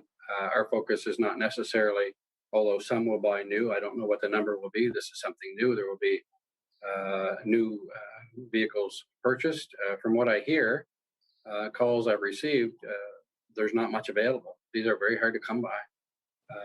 And I think the rebate is part of helping to drive that. But these cars are also expensive. I don't know the figure right off, but I know they're quite expensive. Our focus, certainly, as we talk about climate change and our action plan and more cleaner and greener and friendlier opportunities, is in the used, obviously. That's why there's a rebate available on that. We want to encourage folks when that can afford to buy those used vehicles as they present themselves for sale. Certainly, the e-bikes is another option that we're quite interested in, that we want to be able to provide to folks, that $500 rebate that goes along with that. But we talk to the feds every day when it comes to what program and money that they can bring to Nova Scotia. Any dollar that we can bring to this province and any community is a good thing. And we'll constantly be talking. And as the green agenda moves forward with the federal government, their ambitions as well, nationwide, there'll be a variety of conversations that will happen. And we will try to take advantage of every opportunity that we have in every department and every market that's out there, certainly on the energy side. And we know that there's a lot of growth to happen over the years ahead when it comes to cleaner, greener types of energy and development. And again, whether that be wind or batteries or more of something else, potential hydro, tidal development. Tidal development discussion has gone on, as you would well know, honourable member, for all the years that you've been in the House and around, from the days you first came in. A lot of years it's gone on. Before I was elected, there was discussions about tidal energy. And I come from out around the area where some of that, and Minus Energy at the time, which is in my backyard, was part of the development of some of the first that were out there. And it has proved challenging so far, but I am hopeful that one day we will see that very, very strong current out there in the Bay of Fundy, that massive tide, be taken advantage of, and we can win, as I call it, out there, and we can create some really, really great options for electricity here at home, which would benefit this province, I think, greatly as well. So we'll continue to advocate and to work with our federal partners every single day toward making every program that we can and every dollar that we can through programs benefit Nova Scotians, certainly in the green energy side. The honourable member. Thank you. And I think about the used vehicle side of the rebate program, that it speaks to part of the priority of the program. I think was included in the announcement that the program is intended to apply to people of varying income levels, and yet we know, as the minister has said, electric vehicles are an expensive proposition, and we know that one of the concerns that's expressed the most about electric vehicles and about the rebate programs is that they are tending to support those of upper middle incomes and higher incomes. So I'd like to ask the minister what kind of analysis the department did prior to the EV rebate program about who really and what income brackets would really be impacted and would benefit from the rebate program. Are there projections about this? The honourable minister.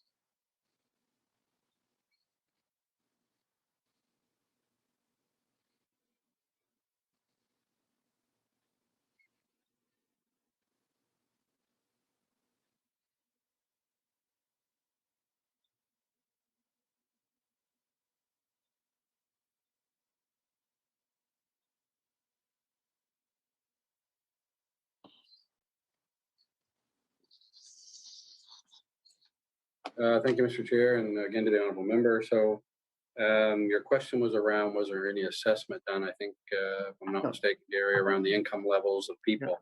So yes, some of that analysis has been done. There's a few points here I want to make.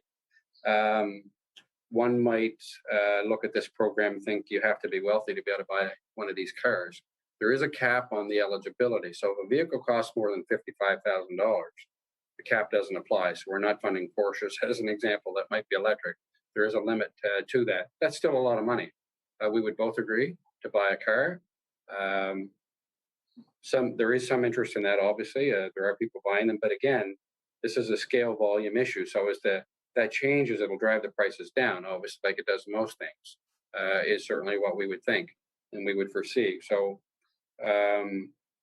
one of the other key points here that we have to remember is the cost of ownership.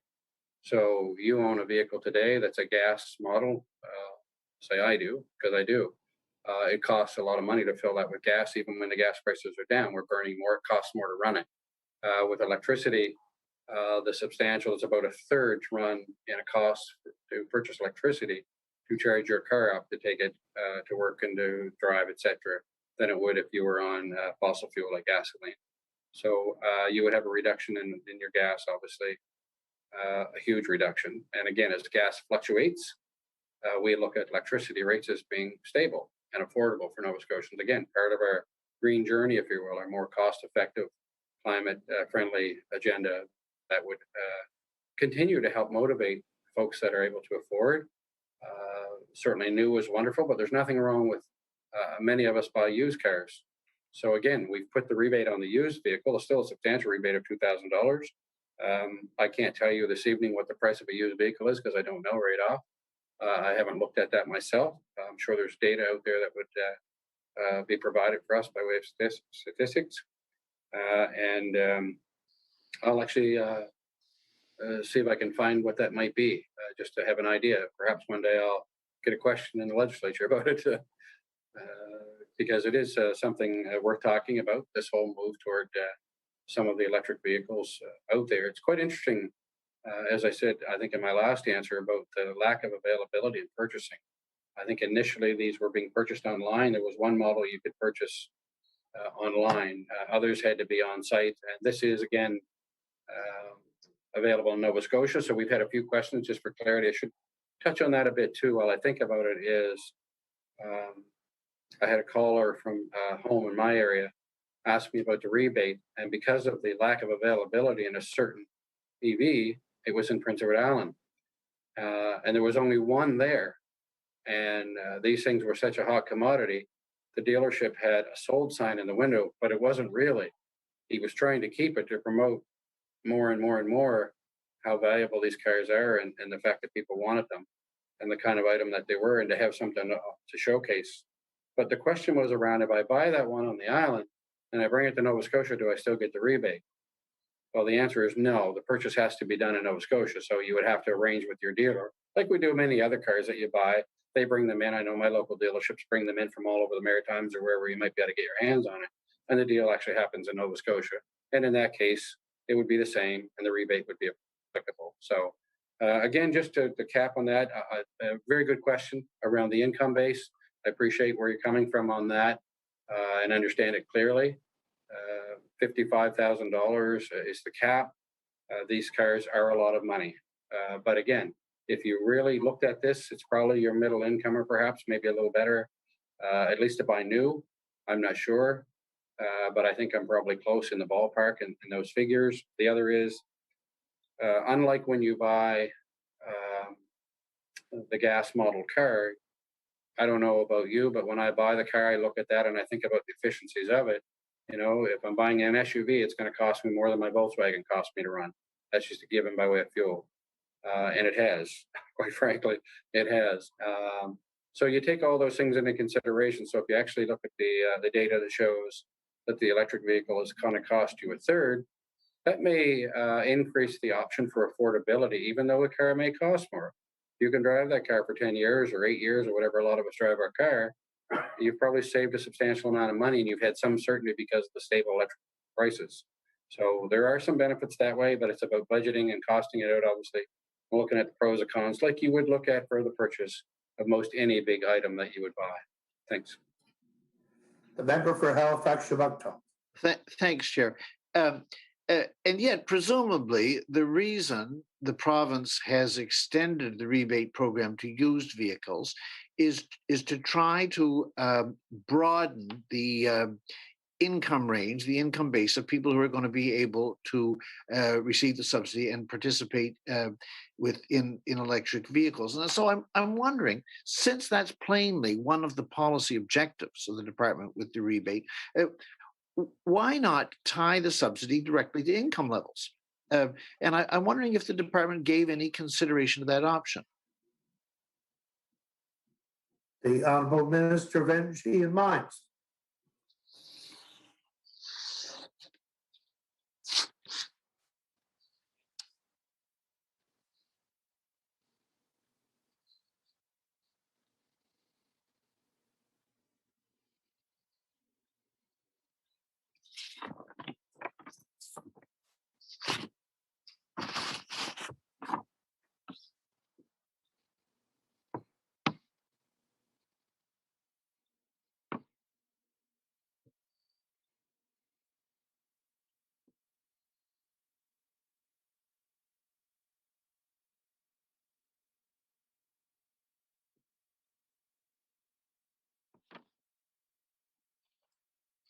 Thank you, Mr. Chair. And to the honourable member's point about broadening that base, he's 100% correct. If you look at means testing, as he is suggesting, by way of income levels, I would tell you any consideration could be given to anything. But part of the issue here, though, is how do you do that on a point of sale? And the rebate is at point of sale. So just because you may be of a certain income or not, doesn't mean that you won't necessarily be able to afford certain things, or there's a lot of things at play there. So I would argue, and maybe wrongly, but I would argue from my experience and working in the job as an MLA and considering myself a good constituency MLA and looking after the folks at home, we would deal a lot with them on a lot of means tested kind of files. You would have an idea of what people can afford and can at certain income levels. So you or I may be able to, honourable member, say that if you earn $15,000 a year, you probably aren't driving a brand new car. Well, that may or may not be true because you may have other, budgeting abilities whereby you've earned that for a lot of years, but you know how to save money, or you don't have as many expenses, maybe a better way to put it, as other families might that might be similarly in that means area. So there's a lot of variables there that you could speak to and use examples by. So the challenge is this is a point of sale rebate. Are we always open to discussions? I think as the program evolves and we see more cars, the pricing hopefully coming down in the years ahead, there would be a lot of options that I would never say we would never look at those things. I think those are all very important. I think the honourable member raises very important issues around that. And our goal, as we've stated many times, is to create energy efficiency to sell vehicles and other things. The e-bikes are another option that is obviously cheaper than a car. The used market is something that we hope is around for a long time. We want these vehicles to be purchased, used, and new, whatever's affordable. So, our goal leads us clearly toward cleaner and greener options into the future. So I think it's fair to say that we would look at, always be looking at these kinds of things, whether they're a reality or not in the end of the day when policy and programs are developed, yet to be determined. But I think I agree with you that these are all things that should always be considered as we approach any program. And in some programs, as you would know, that is done because they are done differently. The program is not like a point of sale rebate that I've referred to.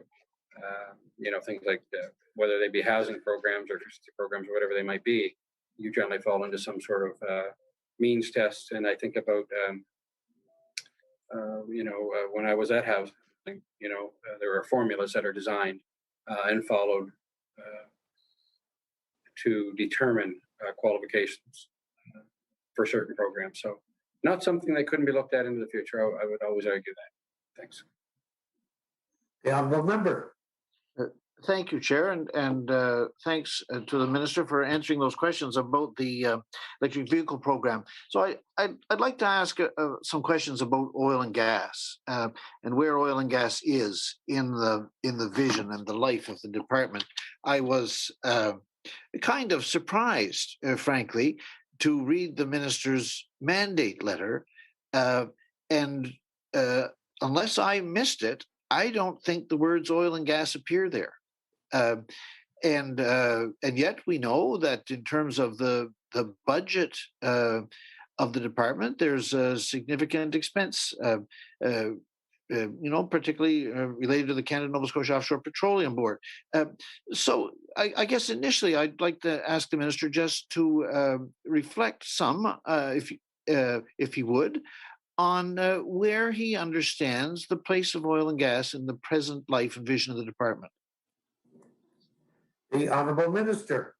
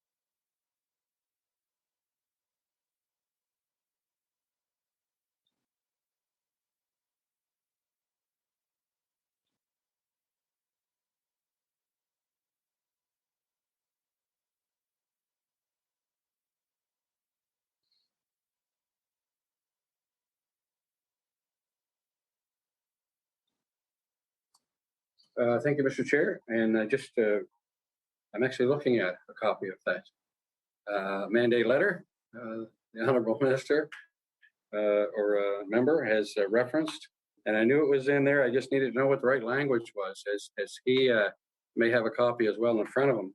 And I believe on page 2, near the bottom paragraph, it says, promoting the efficient, effective, environmentally sound use of energy and mineral resources. That's exactly what we're doing.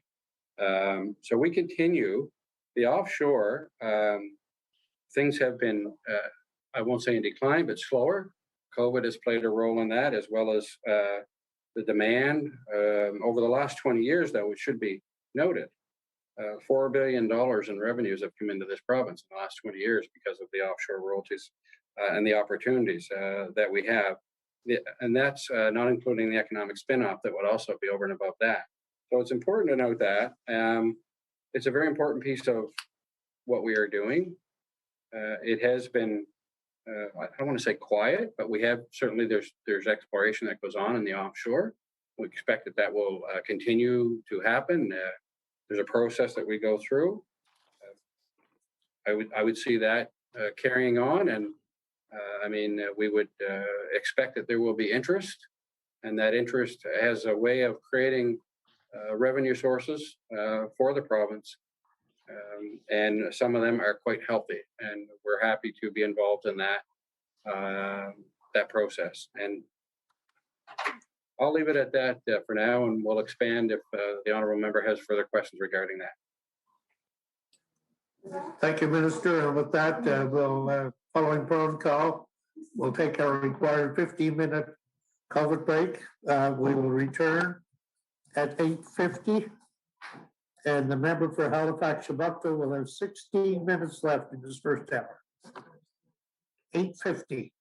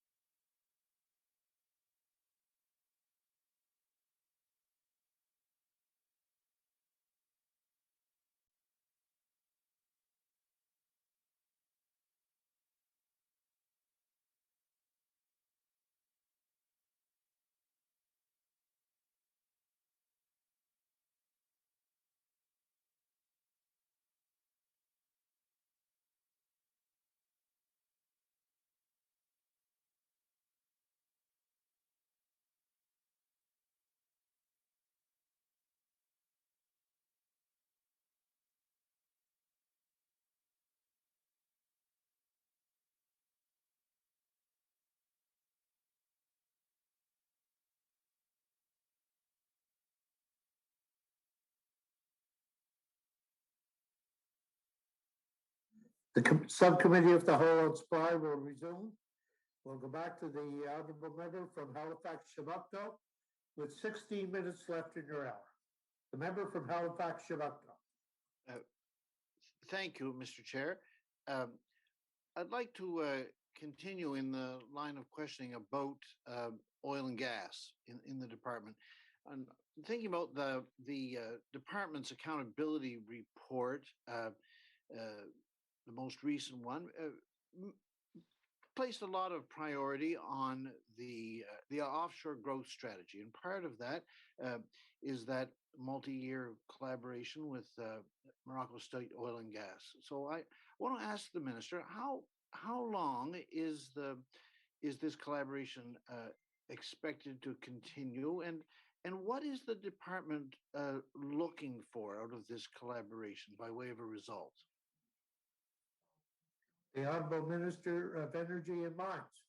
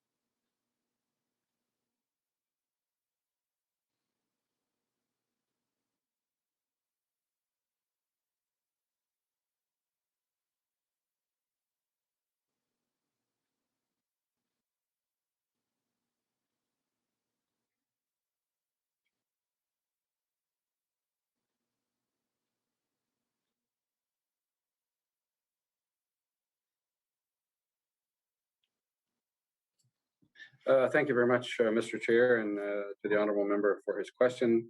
So the collaboration agreement, as I understand it, is an investment in geoscience, and it is for 4 years with an investment of $12 million. So that would run from 2018 to 2022. With COVID delays, some likelihood of into 23, we would be certainly able to consider that based on COVID issues. And what this is about, not only finding resources, but the safe extraction of the resources and those procedures. These are partnerships that we've done with universities and researchers.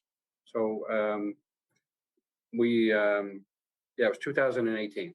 That's the correct date on it, and for 12 million by way of an investment. So that's, I think, answers the question that you've asked me, honourable member. And if there's more, I'm happy to try to answer that. Well, thanks. I'm sorry, Mr. Chair. Member? Thank you. Yes, thanks for that information. And just related further to that, so I understand that Nova Scotia is going to be participating in the upcoming conference in Morocco, and that we have the standing we have at that conference is, as I think the title is, a mega sponsor. Can you tell us how much Nova Scotia is paying to do that? Minister?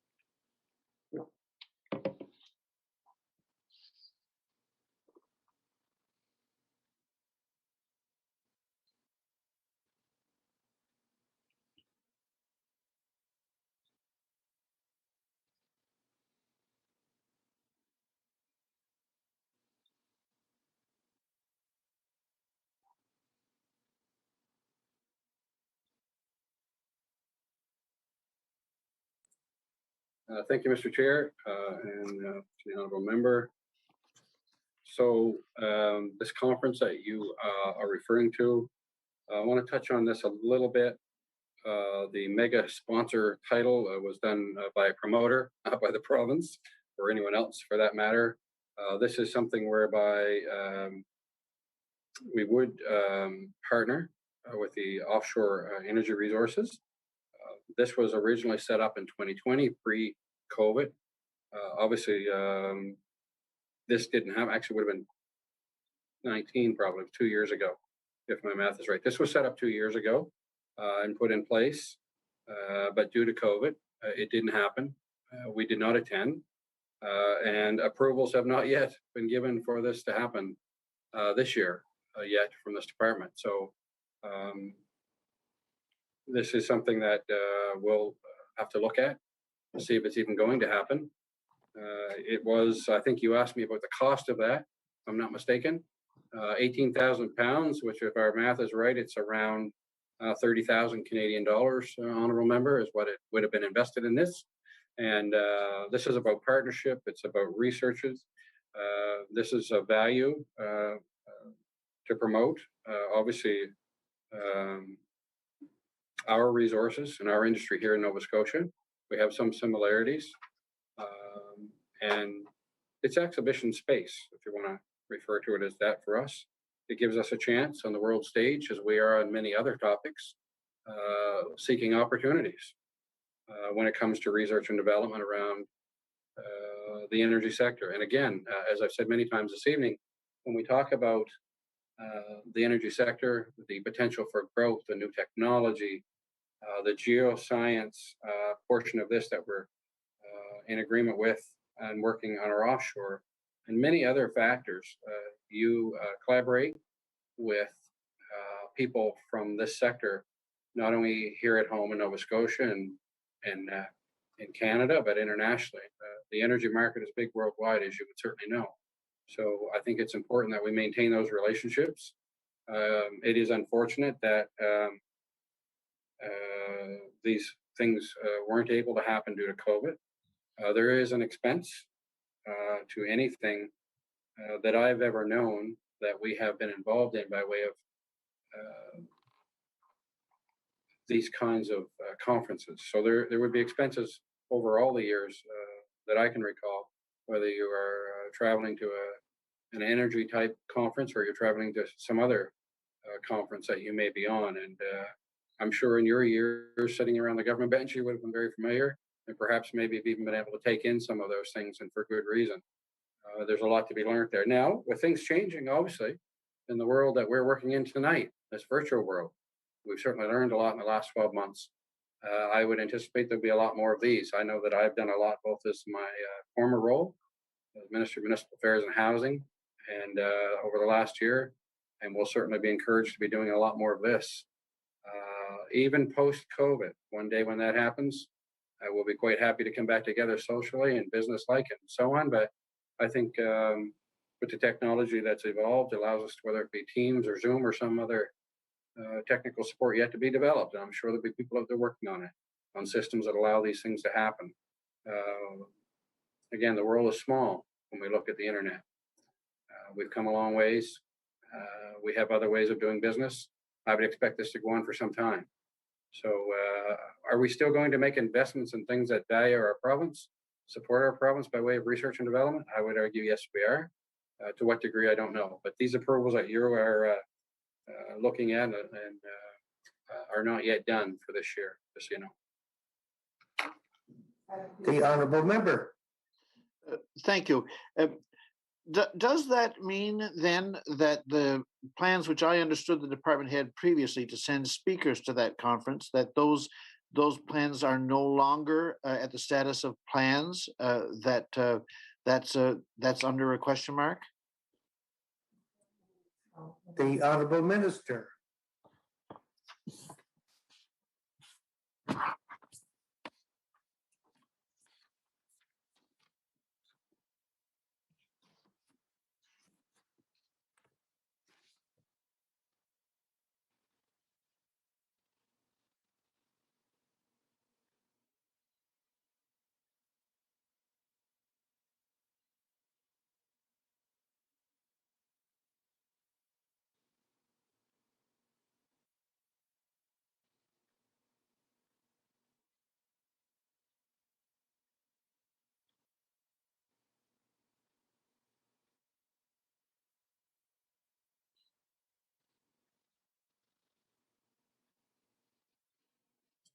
Thank you very much, Mr. Chair, and to the honourable member. Thank you for the question. So, an important question. The conference has been postponed yet again. It may or may not happen in 22. If and when it does happen, first of all, we would make the decision at that time around approvals. With COVID on, even though we're doing, compared to the rest of the world, we're doing very, very well here in Nova Scotia. And managing this issue, and we have. I would suggest travel will be something that will be taken very seriously. Nobody would be supported in going anywhere if it wasn't safe to do so. That may be next year, may not be. I don't know. I can't predict that. If it's safe to do so, we may have folks that go there to present the geoscience information and to learn. If not, if this conference were to be canceled, our funds would be returned. So we will await to see what happens there, but certainly around decisions on if we're going or who's going and when we're going, no idea. It's really the most honest answer I can give you, honorable member. I can't predict what the world would be like in 12 months, especially when it becomes or it's around safety and travel. We're not going to jeopardize anybody's health and safety for a conference. So I can certainly guarantee you that if I'm sitting here, it'll be something looked at extremely seriously. Thank you. The honorable member for Halifax Shabupta with about 2.5 minutes left in your first hour. Thank you, Mr. Chair. I'm thinking to the minister's comments opening this evening, where we're speaking about the moratorium on oil and gas activity on Georges Bank, and speaking in general about how the government is also in favor of that moratorium. But we know that requires some legislative initiatives, mirroring legislation, federal and provincial. So I'd like to ask the minister, has he been in touch with his federal counterpart about the renewing of the moratorium? And are there plans going forward for that renewal on our end? Minister of Energy and Mines.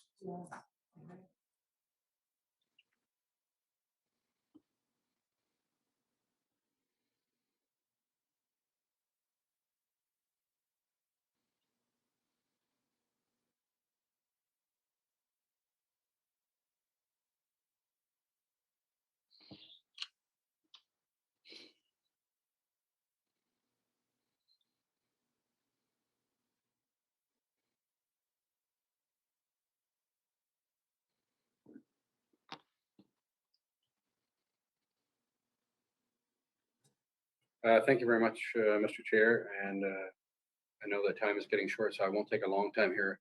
But just to answer the honourable member's question, there is a legislative process, as he has mentioned, that is in place that requires a review. That is certainly underway. My comments were very clear. My statement that I did make tonight going in, we would work with Enercan to ensure that they were in agreement with us. We would put that into place, but we have no intention of lifting the moratorium. I don't mind saying that again very clearly. That would not be our intention. And but the legislative process does dictate a review at a certain point, and that is what is going on right now. Thank you. The time for the NDP caucus for the first hour has expired. I recognize the honourable member for Cumberland North. Thank you, Mr. Chair. Happy to ask a few more questions to the minister. When I was finishing off, Minister, I was just asking about any possible rebates, foreseeing rebates for solar. And I had asked about, is it possible, is the department looking at all for rebates for individual residential customers for wind? I also had asked about geothermal. Has that been considered at all to give any sort of incentive to move towards geothermal energy for individual residential homes? The Honourable Minister of Energy and Mines.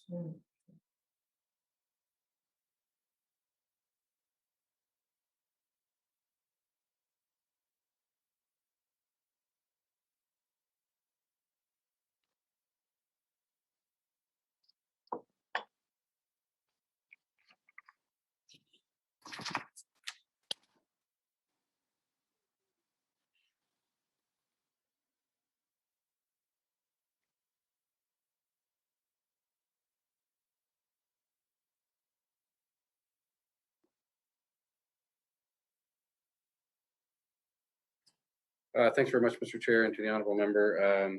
Geothermal is something certainly there's a lot of research going on in. We have no current program for individuals to access. There's still a lot we don't know about that, but certainly a work in progress, I would tell you. And I think, again, as we talk about the energy streams, ways of the future, where does geothermal fit? Yeah, there's probably, more development that will come from that. And those who are much more knowledgeable, obviously, than me in this, would be able to speak more clear to it. And at some point, I'm sure we'll probably make a case that such rebates may be something that should be considered. And again, very much a work in progress, as are other options in the energy world. So at this point, though, just to be clear, there are no individual rebate programs that exist. Amber? Thank you. I would go down another path, but I'll just save that for another day. I am concerned. We have a lot of power interruptions here in Cumberland North.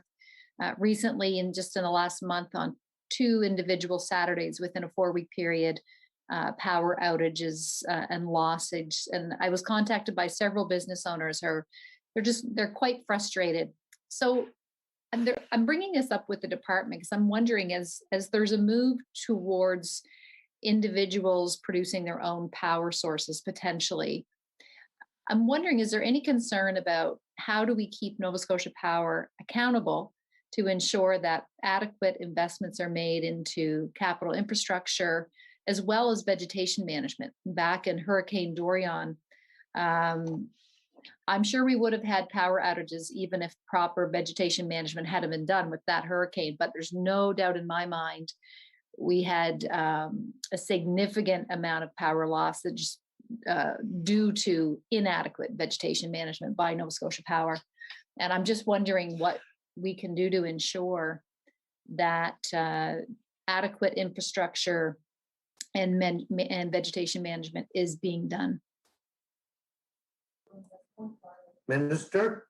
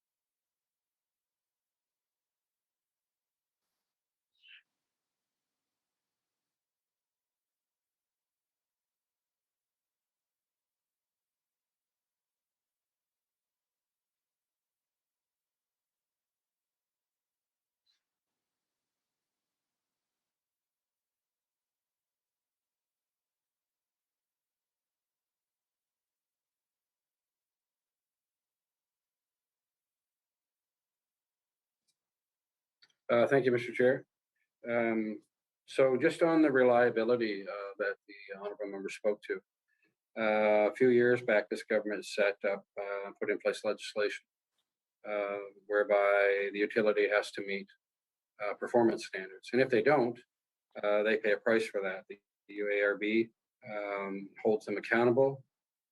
The ratepayer advocacy and advocates are involved in this, and those fines, for lack of a better term, are paid by the shareholders, not the ratepayers, are paid by the shareholders.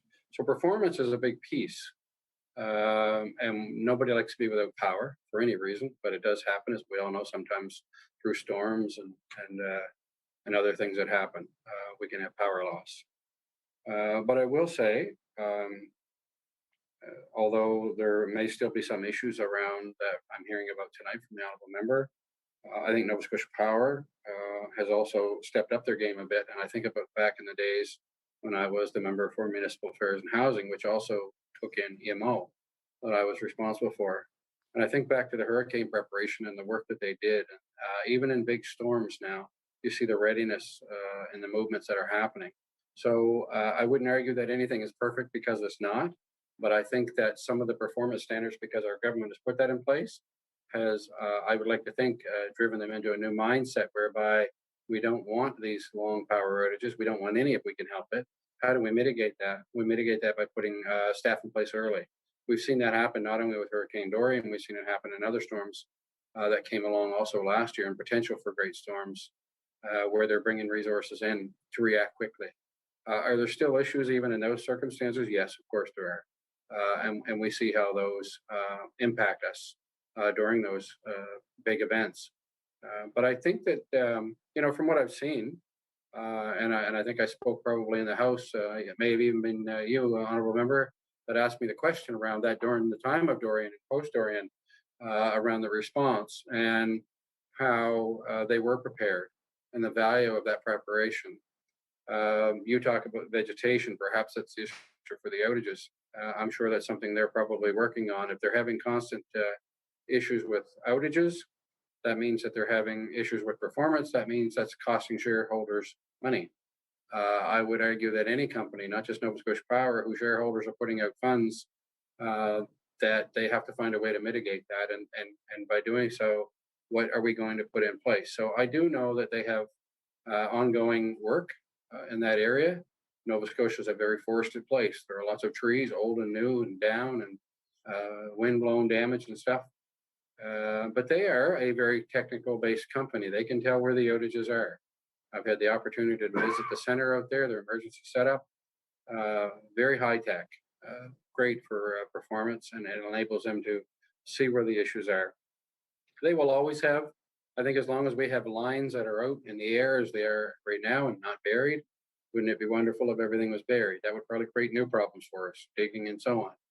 But as long as we have the kind of infrastructure that we have, I think you can expect there are times when we are going to see power outages for one reason or another, whether it's storms or other issues that impact power being interrupted. I think I can't imagine that they would want to have power outages at any time if they could prevent it. So I can't speak for that organization, but I would like to think that they're working in the best interest of all Nova Scotians. They've certainly showed, during those storm preparations when they knew something big was coming, that they were prepared to invest heavily in early response as soon as it was safe to do so. And that was a good response, although there were areas, as we would all argue and know, were still out for, what some might consider an extended period of time, more difficult, more challenging. But I think it's in their best interest to continue, and we have that legislation that's important. It was put there for a reason. It's about holding our utility to account. Nothing wrong with that. And, again, as I said, that costs the company money, that costs shareholders money, not the ratepayer. So thanks. Thank you, Minister. If you ever want to apply for Nova Scotia Power job, you can just clip the last couple of minutes. It sounded like you're quite a big supporter. My role as MLA is to support the constituents of Cumberland North, and that's why I brought it up. It is an issue here, and every time I've contacted Nova Scotia Power, they have been very responsive. They have fixed some issues, but although I'm surprised at how forgiving our local citizens are, business owners are not, because every hour that they are closed, they have lost revenue. They have to send staff home. Staff lose wages. So it is an issue. And you drive around Cumberland North, you will see very clearly that vegetation management has not been maintained. And if you look at the workforce for Nova Scotia Power, I think I don't know if the minister was just rolling his eyes at me or who he was rolling his eyes at, but this is a serious issue for Cumberland North. And if you just drive around Cumberland North, you'll see that vegetation management has not been done adequately based on the standards. And if you look at the workforce for Nova Scotia Power, you'll see there's been significant cutbacks in the number of people that they have hired to keep the work maintained. So that's why I brought it up this evening. My My next question is for the department. There's a lot of talk around reduction of emissions around energy, but not a lot of talk about absorption of carbon. So I'm wondering when the department talks about net zero emissions, I'm wondering how much of the focus is based on lowering emissions and what percentage is based on absorption of carbon. The Honourable Minister.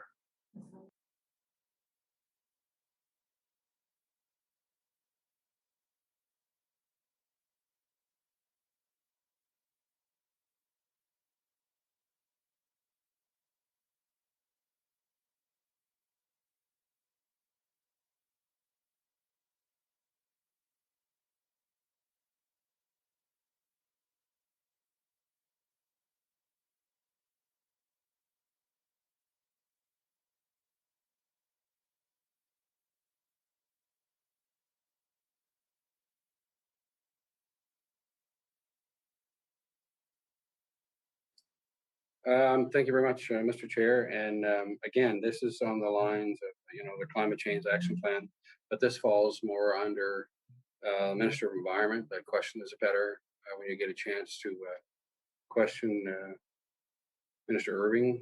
I'm sure there's a question that he will be much more clear on with regards to that path. Your comments around my employment with Nova Scotia Power or potential employment, I want to be clear. Maybe a decade ago, maybe a little more than that now, I was a critic for energy time. If anyone went back to look at my comments, you would probably think just the opposite. I was a strong supporter of my constituents, as you are, Honourable Member, at Cumberland North. I was also a strong supporter and outspoken, as I still am this day, when there are issues. At the same time, I would argue my comments reflect what I see. And as the minister responsible in this government at that time for EMO and the interaction and the work with senior staff on the ground, conversations that were being had, I think it is most appropriate to, if you're going to talk to them about mitigation and strain on Nova Scotians, and I take your point with regards to the business community and others, it is also appropriate to say, you know what, that worked pretty good. Some of those things maybe you should concentrate more on. So it's not just about throwing a bouquet or a brick. It's about having a common sense approach and a common sense conversation with people and respecting what it is they do every day, the dangerous job that they have in situations of storms when power goes out. And we all hate to lose our power. I'm the first to admit that. But all these things have to be taken into consideration. And I guess the only other thing I would add to be clear, I'm not looking for a job at Nova Scotia Power. I even think I am. So thanks. Member. Thank you, Mr. Chair. Thanks for clarifying that, Minister. There was a lot of hard work done after Hurricane Dorian, and I also had constituents that were without power for 8 days, and people that lost all the food in their freezers that they had for that winter. So there's been more work that could have been done, and a lot of those power outages could have been prevented if adequate vegetation management had been done in Cumberland North. Moving on, one of my last questions is with regards to electric charging stations. I know there's a focus by this government on electric cars. Here in Cumberland, Cumberland County is a very large geographic physical area. There's only 3 electric car charging stations in the entire county. I recently had a constituent that works here in Amherst contact me because he actually went out and purchased an electric car before he did his research to find out where he'd be able to charge it. And now he's quite concerned. I'm wondering if there's going to be any investment to make sure that there's actually a place for people to charge their vehicles when they have these electric cars. The Honourable Minister.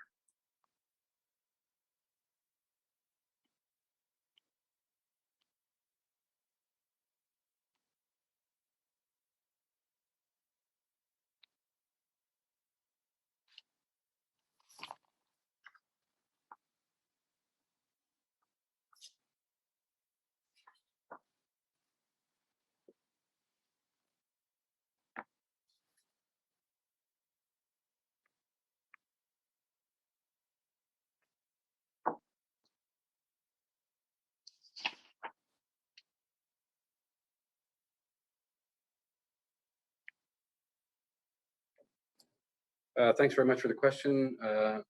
And Mr. Chair, important topic as we talk about the, a few minutes ago with the honourable member from Shabukto and the electric vehicle, programs, the hope for purchases, and as we move into the future, we'll see more electric vehicles. So a really good point on the charging stations. So a couple things with that. Huge investment in Clean Foundation, who I believe are partnered with Dow. About 700,000 plus that we will use also to leverage more from our federal partners, and look at options around government buildings, where they can be located, mapping this out. These are all very important pieces as to how, when, and why, and where, etc. we put such things.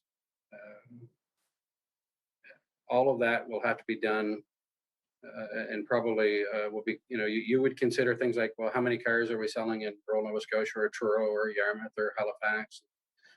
But the very fact is, if you're going to sell an electric vehicle, you have to be able to have a place where you can charge it. So we know this. We know that's why we have an investment in it. We know we have thought around the leveraging of more federal dollars, and as we know, they're very interested also in green and clean and climate change initiatives. So we expect that we're going to be able to even raise more, but I think as the years go by, we will see more investment in infrastructure like this, because it will have to be there. So as communities, as organizations and not-for-profits, municipalities, we will look to partner with anyone that's interested in helping us get adequate needs met for electric vehicles right across the province, one into the other. Thanks. The member for Cumberland North. Thank you. So just to clarify, who pays for these electric charging stations? Is it Nova Scotia Power? Is it the province? Is it private sector? I'm just curious who's actually responsible to get these, get this infrastructure in place.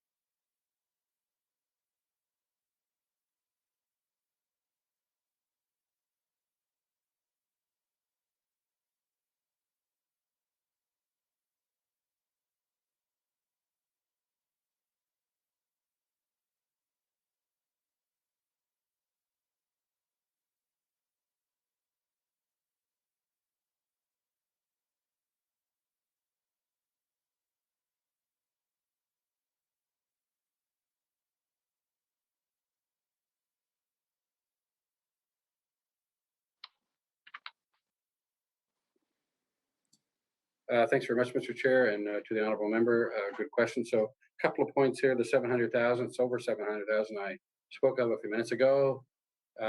We will hope to leverage more with that money, but that is public funds, obviously, that go into that. But to be clear, there's a breakdown of this, and I should have given you this the last time. So 70% of the time with your electric vehicle, 70% is home charging. So you are paying for that on your rate. So if you plug your car in, obviously, like you would plug anything else in. 20% of that would be at work. So your employer is helping to cover the cost, obviously, of that. And there are people who are building and adding these chargers as well in their places of business. And 10% of this would be where that money goes I referred to a few minutes ago. And that would be on the road. So you're traveling, you're running between here and home, honourable member. You might need to stop in Truro if you felt the need for that or what have you, or somewhere. There would be charging infrastructure available to you along the road, or anyone else traveling, obviously. So that would make up about 10%. So that 700 plus thousand, any other money we can leverage would go into trying to figure out where are the best locations to put this infrastructure. So those are the investments that we are making as a government. Is mostly the on-the-road stuff, like your means of travel.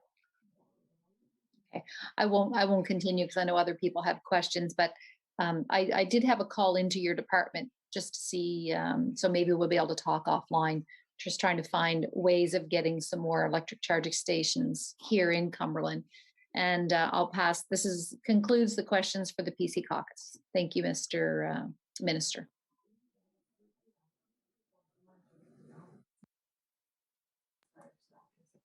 You said it concludes the PC caucus time? It does, yes. We'll turn it over to the honorable member from Halifax, Chiboucto. Thank you, Mr. Chair. I wanted to ask a couple of questions about a subject we hadn't had a chance to explore, and that's LNG. So we know that in 2018, the then Premier, along with the Deputy Energy Minister, were at that oil and gas conference in Texas, and the project was to look towards potential development of contracts for LNG in Nova Scotia, and including the Goldboro project. We know that that federal MPs from the province are meeting with Goldboro's lobbyists, and so and we also know that Pier Day has its present ask into the federal government for just short of $1 billion. So I would like to know first, is the department communicating with its federal counterparts about the Pier Day proposal now? The Honorable Minister of Energy and Mines.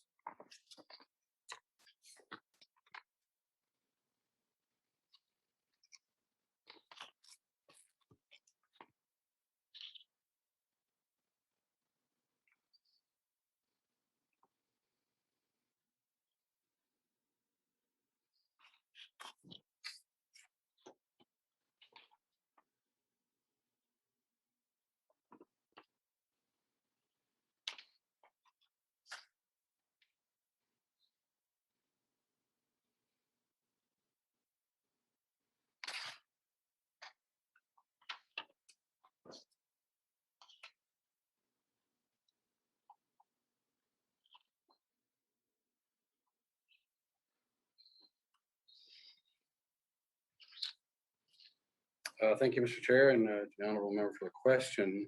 So we are in constant contact with NRCan. We would talk with them regularly about any number of projects and opportunities that may exist for the province.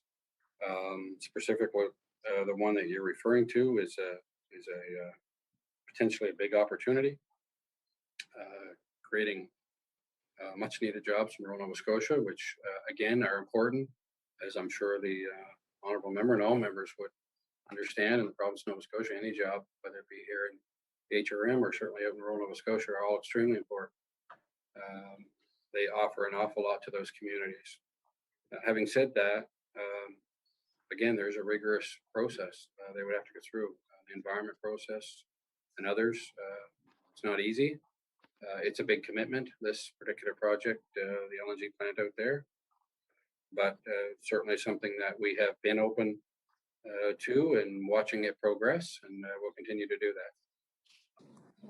that. The honourable member. Thank you. I guess the key thing I'd like to understand the minister's thinking about is what is his understanding of how in Nova Scotia we are concretely, practically going to meet the government's GHG reduction goals when Goldboro comes online with an estimated 3.7 megatons of emissions. How is that circle to be squared? And a lot of people are wondering about this. I wonder if the minister could share his thinking about it. Minister.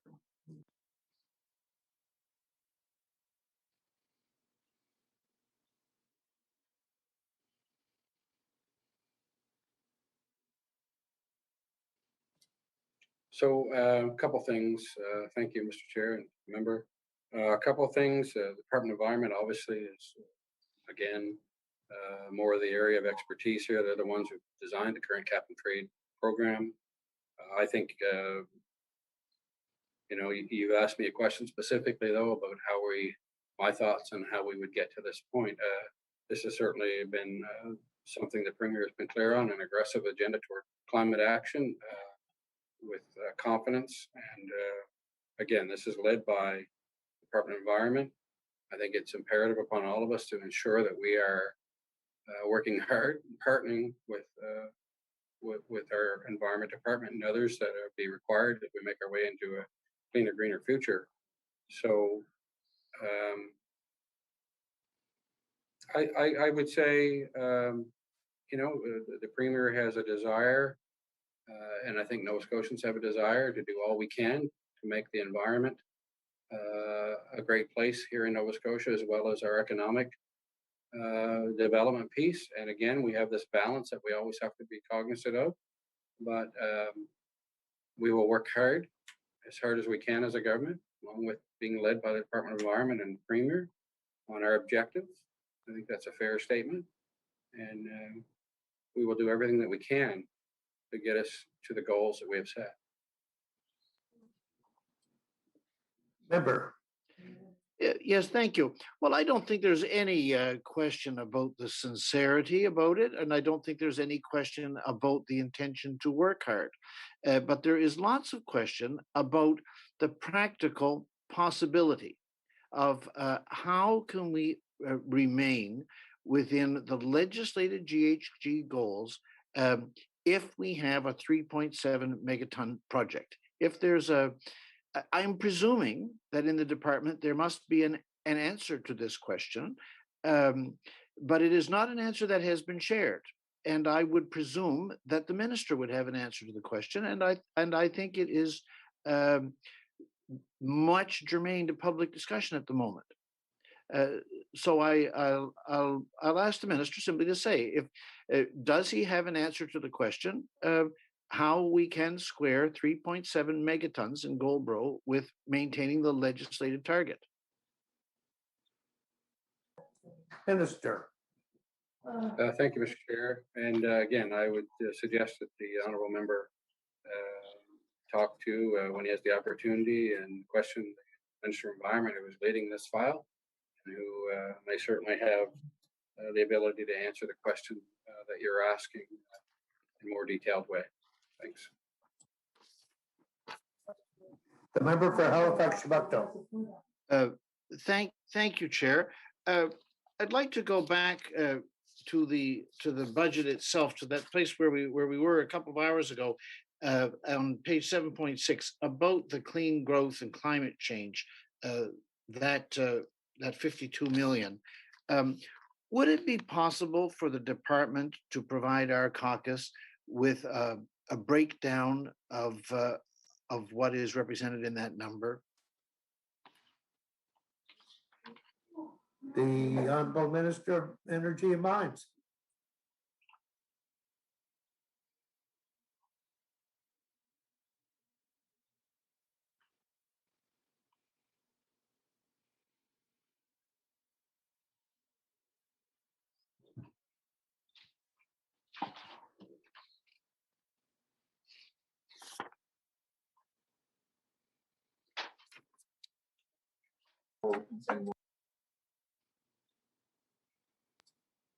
Thank you, Mr. Chair. And just quickly back to the member, I'll ask him a question. We can give you some detail now, honourable member, or is it something that you would like by way of a document sent? Is that what you're asking me for, Gary?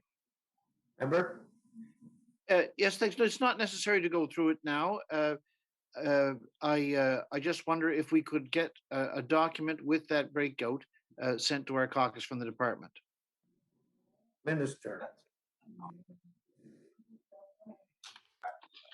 Yes, is the answer to that. In short, we'll see that you get a copy of that broke down for you. The Honorable Member. Thank you. I'm thinking also about under this fund, does the department's support for the Offshore Energy Research Association, is that one of the things that's funded under this 52, I guess it's really 53 million line? The Honorable Minister.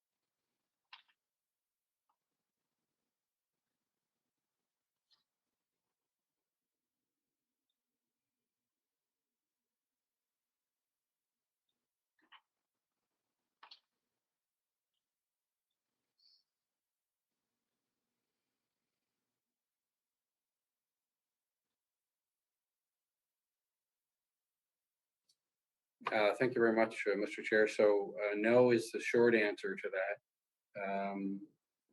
That money does not come out of that figure, honorable member, that you have mentioned. We have been able to leverage through the federal government and our climate change initiatives and theirs a fair bit of money to help cover costs of such things outside of our numbers that you are looking at or quoting, the 50 odd million dollars there. The member for Halifax, Chubacto. Well, thank you, Chair. I want to thank the Minister for answering my questions this evening. And thank you, Mr. Chair. And that concludes the NDP's questions for the Minister of Energy and Mines. Okay. We still have an hour to go. Maybe this. Mr. Chair, are we able to ask the minister questions? Yes, you are. And this might be an ideal opportunity. I see Bill's hand going up. Okay, I recognize where are you, Bill? What's your constituency, Bill? Mr. Waverly Chair? Fall River Beaver Bank. Okay, I recognize the honorable member for Waverly Fall River Beaver Bank. It's getting late.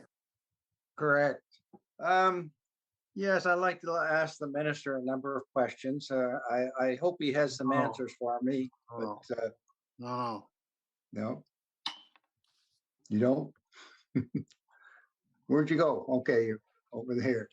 I'm curious about the updates that might be for the Churchill Falls and the problems they have of over budgeting and overspent on the budget, to kind of know where Nova Scotia stands on that issue.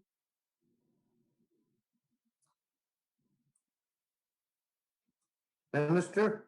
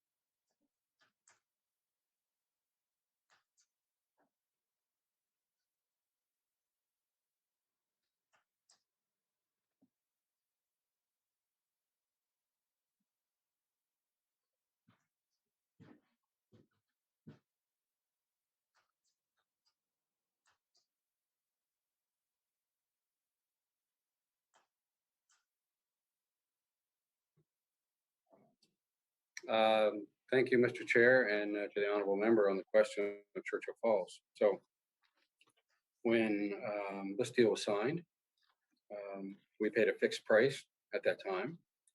So any of the cost overruns don't affect the ratepayers in Nova Scotia, to be clear.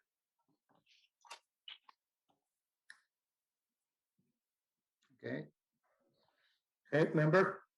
Yeah, maybe you could also indicate whether they are producing power right now, electricity, and is it passing through Nova Scotia? Is it going to the States, or is it finding other locations where it can be sold?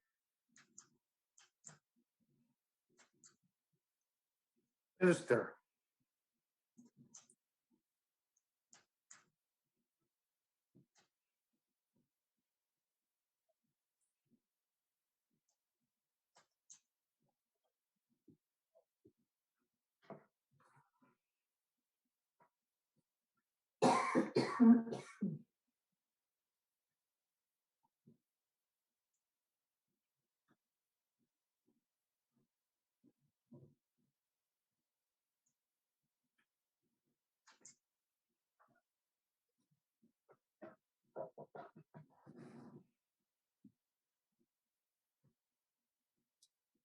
Thank you, Mr. Chair, and to the honorable member. Very small amounts right now for us, and until the third unit comes on, we won't see what we would consider our big block of that energy at that time. So there would be very small amounts at this point. Member. Question on maybe affordability. I think that's kind of relative, I guess. There's some things that might be more affordable than others. Maybe burning wood is more affordable than burning oil. Maybe it really means nothing, the word affordability, I guess. So how do you choose, or how will we choose the cheapest, if there is a cheap, affordable form of energy production? Would tidal be the easiest, solar or wind? Is there any way of you deciding the minister of which process or what type of energy types that we should have in Nova Scotia? Just leave it at that, and maybe you can make some sort of observations. Minister. Thank you very much, Mr. Chair, and to the honorable member. So, pretty broad question. Yes. Honorable member, but I would say this: not in some ways, nothing has changed. In other ways, a whole lot has changed. So, what I mean by that, quite frankly, is you have the option as a consumer. If you think, to your point, wood is the best option for you, and for multiple reasons, it might be. You know, you may own a wood lot and you cut your own wood, so the wood is considerably cheaper. But if you're buying it from, say, in the valley and shipping it to Halifax downtown, you may be paying a considerable lot more. So there are a variety of examples there. Our goal, obviously, as you would know, with our climate change objectives and moving to cleaner and greener types of energy, whether they be wind, solar, batteries, something yet to be named, tidal, that would be great, as I said earlier, if that was an option for us. Those kinds of things. But really, this isn't, we're trying to create those options that exist, or to increase more options by way of more renewable energy, to meet the targets that we have and our goals that we have in mind. So, and set. But really what you choose in this day and age is consumer choice. So I would, it may not be possible to suggest that you would buy one or the other based on your income. I mean, I don't know. There's any number of reasons why you might, but anyway. Okay, thank you, Minister. It's been brought to my attention that agreement has been made between all three parties that when the NDP finished their questions, we would move into lands and forestry. And I noticed that the leader of the NDP party, the member for Halifax Chubutno, has his hand raised, so I'll turn it to you, sir.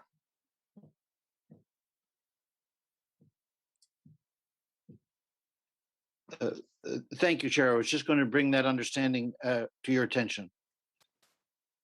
Thank you very much, Honourable Member, and thank you, Mr. Chair. So I will read the resolution then, if that's where we are, and I believe it is. Yeah. Mr. Chair, you're in agreement? Yes, please do that. Thank you. So Resolution E5, resolved that the sum not exceeding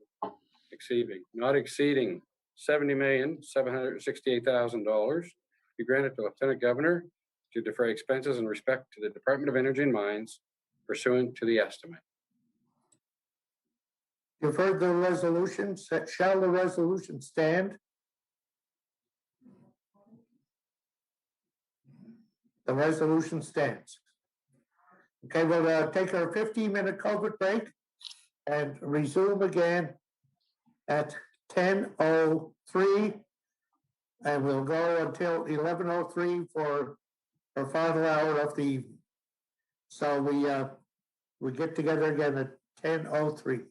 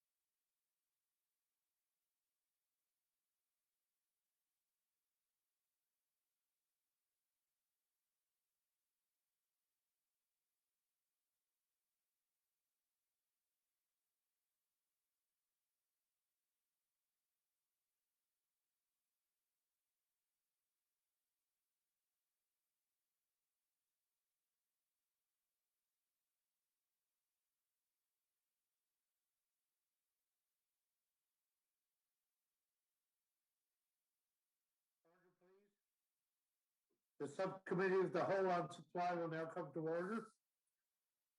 Today, now we're moving into to consider the estimates for the Department of Lands and Forestry. And to be quite honest, I don't have the resolution with me right now, so I'm going to ask the minister if he would kindly read the resolution for us, please. Thanks, Mr. Chair. So it's E16. You want me to read the resolution? Didn't think it was. Yes, please. Okay, so E16 resolve that a sum not exceeding $79,033,000 be granted to the Lieutenant Governor to defray expenses in respect to the Department of Lands and Forestry pursuant to the estimate. Thank you for that, Minister. And now you have 1 hour for your opening remarks. How about, Mr. Chair, I take about 10 seconds to say I don't have any opening remarks, and I'm happy to go right to questions. That is appreciated. I recognize the honorable member from Cumberland South. Thank you very much, Mr. Chair, and thank you to the minister and the staff that are with you here this evening that prepared with you for the budget, and here at this late hour to answer a few questions tonight and then tomorrow. And I want to first speak about a little bit about the mandate letter that was addressed to the minister, Mr. Chair, and we know out of the department that they're the stewards of the Crown land, the forestry aspect, wildlife, biodiversity.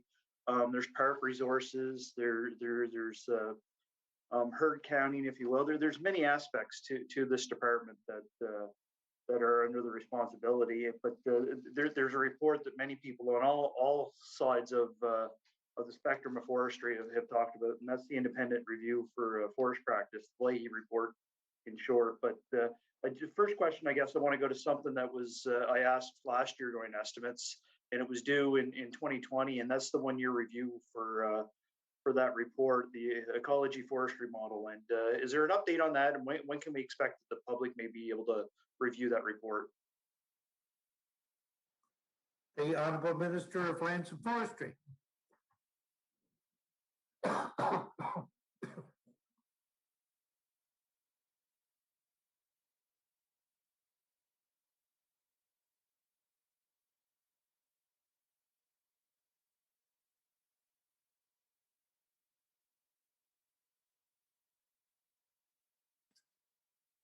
Thanks very much, and thanks for the question to the honorable member. That report will have an update in the very near future, sometime this month, I believe, in April, and a full report, I believe, will be available to us by summer, likely by June. Member? Thank you very much, and thank you for that response. And in line with a little bit of that, when will a longer framework be completed in response to this report? I know that we passed the update to the Crown's Lands Act, which was one of the first major steps out of the Leahy report. When can we expect some more major hurdles to be overcome by this government to be in line with the Leahy report? The Honorable Minister.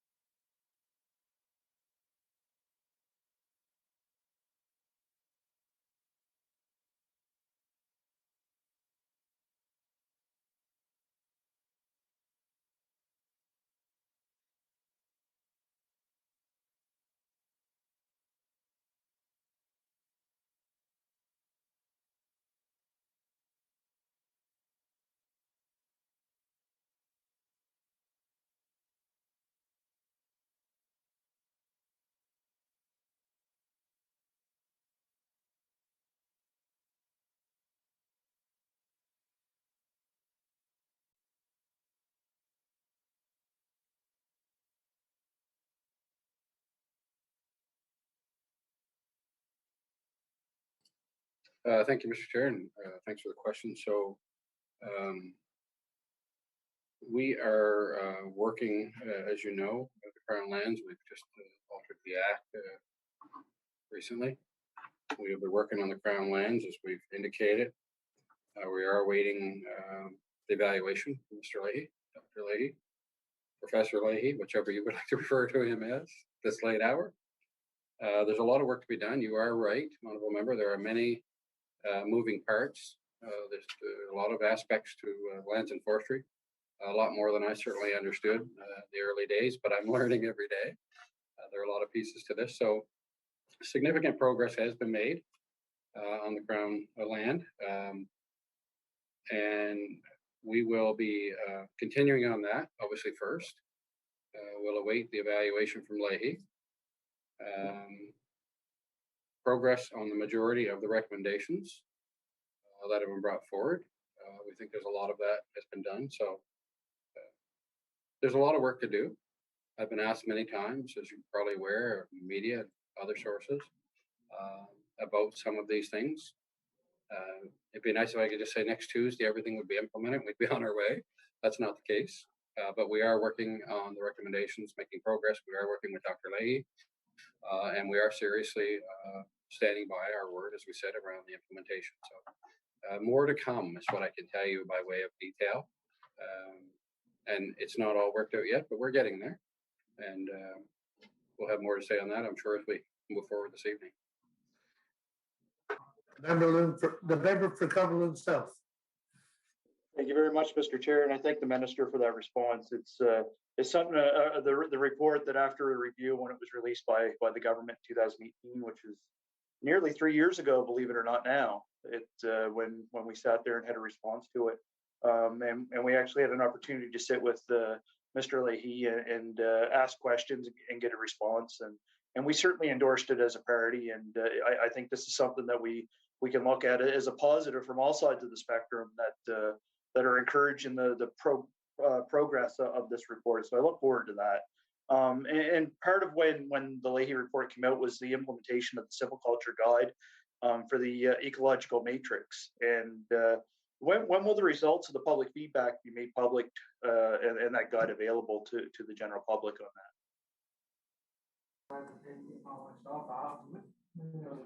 Minister.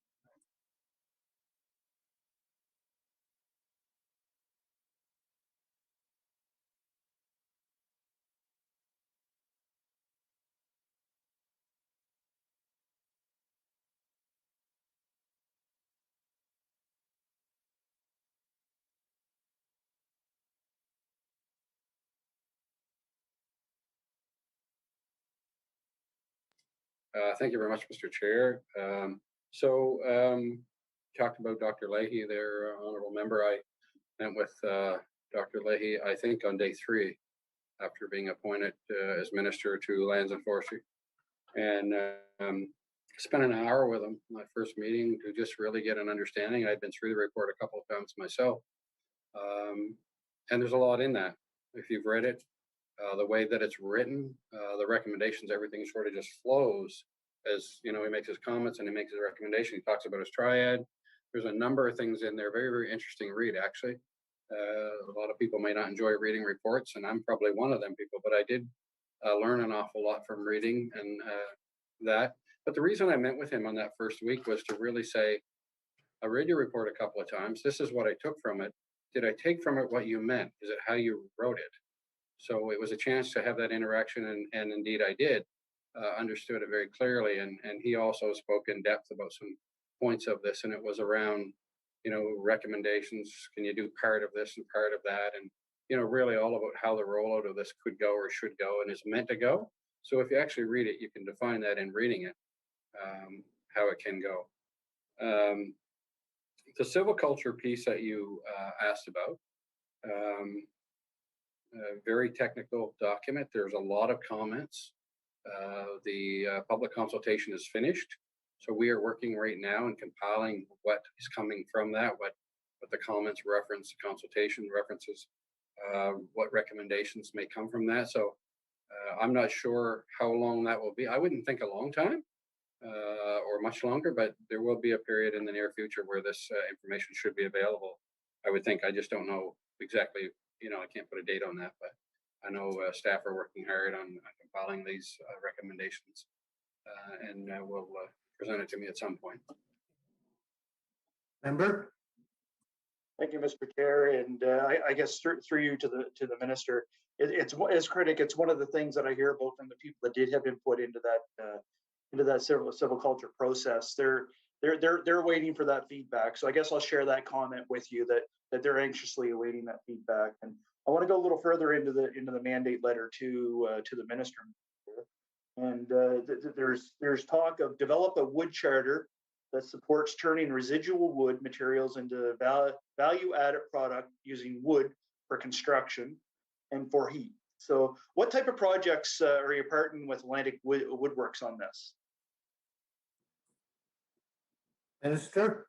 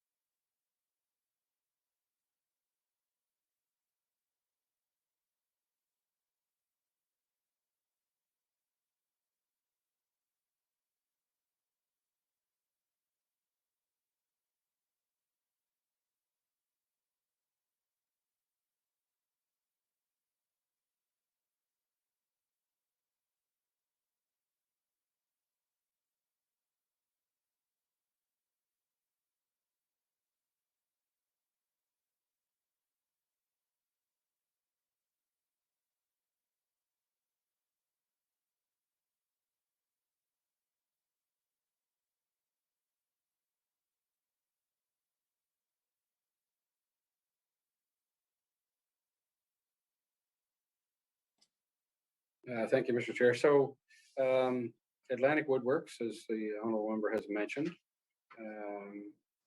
is a coordinated maritime lumber bureau who are designing and providing specific pieces of lumber, obviously for certain projects. They're not, your everyday building your home kind of projects. Innovative kind of things. We know that there have been certain projects already in Nova Scotia that have been used for, and that's an interesting piece again as to how we're evolving in the world of forestry and lumbering in this province. So we'll be looking at lots of options, I think, in the years ahead when it comes to value add in this industry and in the forestry. As we, forestry is changing to some degree. We're looking for long-term sustainable forestry objectives, and value add is a part of that. This is just one example of the kinds of things that are possible for us here in Nova Scotia. The member for Cumberland South. Thank you, Mr. Chair. Just to elaborate on the minister's answer, can the minister enlighten us a little bit on what projects and what products might have been used in Nova Scotia, just for the benefit of the House? The Minister of Lands and Forestry.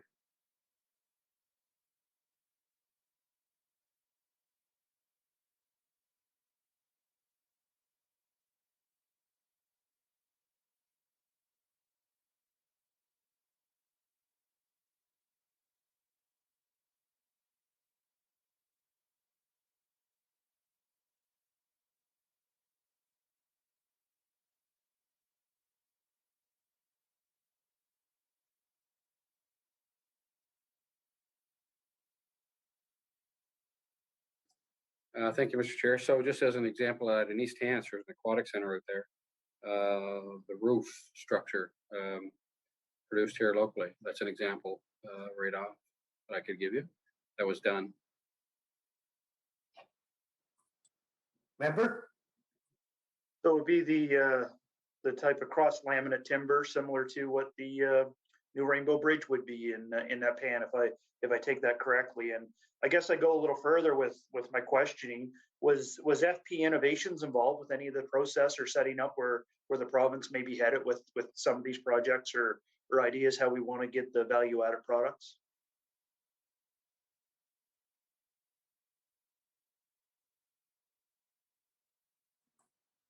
Minister?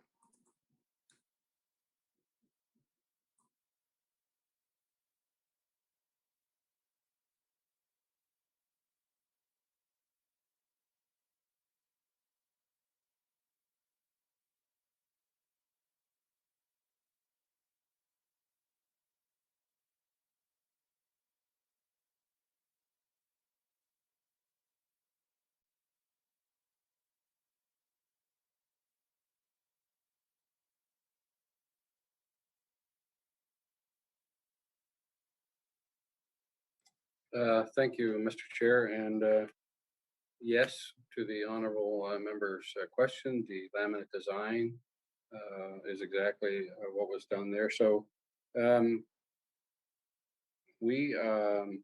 research is supported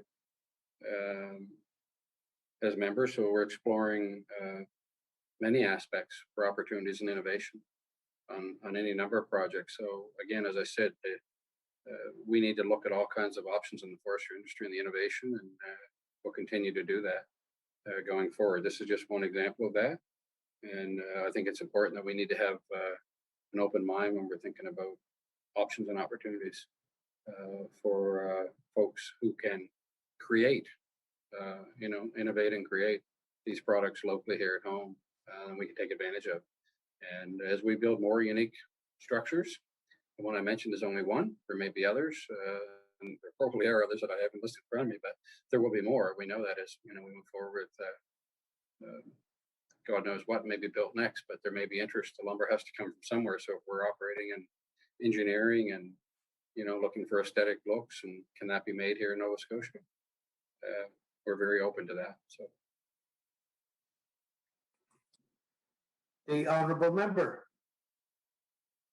Thank you, Mr. Chair, and thank you, Minister. There are other projects, and I agree 100% with the Minister. We have a great resource here in Nova Scotia. We not only need to manage it, but we need to manage it in a way that we can also turn it into an economic spin. And as I live in Cumberland County, and as critic, but I live in Cumberland County, and a large majority of the wood fiber comes out of this area, Nova Scotia. And we want to manage that properly, but we also want to get a good return, not just for the landowner, but we want to be able to keep our value-added products right here in Nova Scotia. And I'm with the Minister on that. We should be developing those devices here, but everywhere I look, I'm not being negative about this. I'm just trying to get the information out and dig into it a little bit, where FP Innovations is involved with this whole process, and see if we're investing all in one group, or are we spinning it around. So I'm just curious, a little bit of information that we've shared in the last little bit, we see FP Innovations involved with it. I'm just curious how much provincial money are we sending to FP Innovations? And should it be going other spots as well, or is the province satisfied with what they're getting with FP Innovations? And what role are we going to play out here in the year to come, maybe with some other projects? The honourable minister.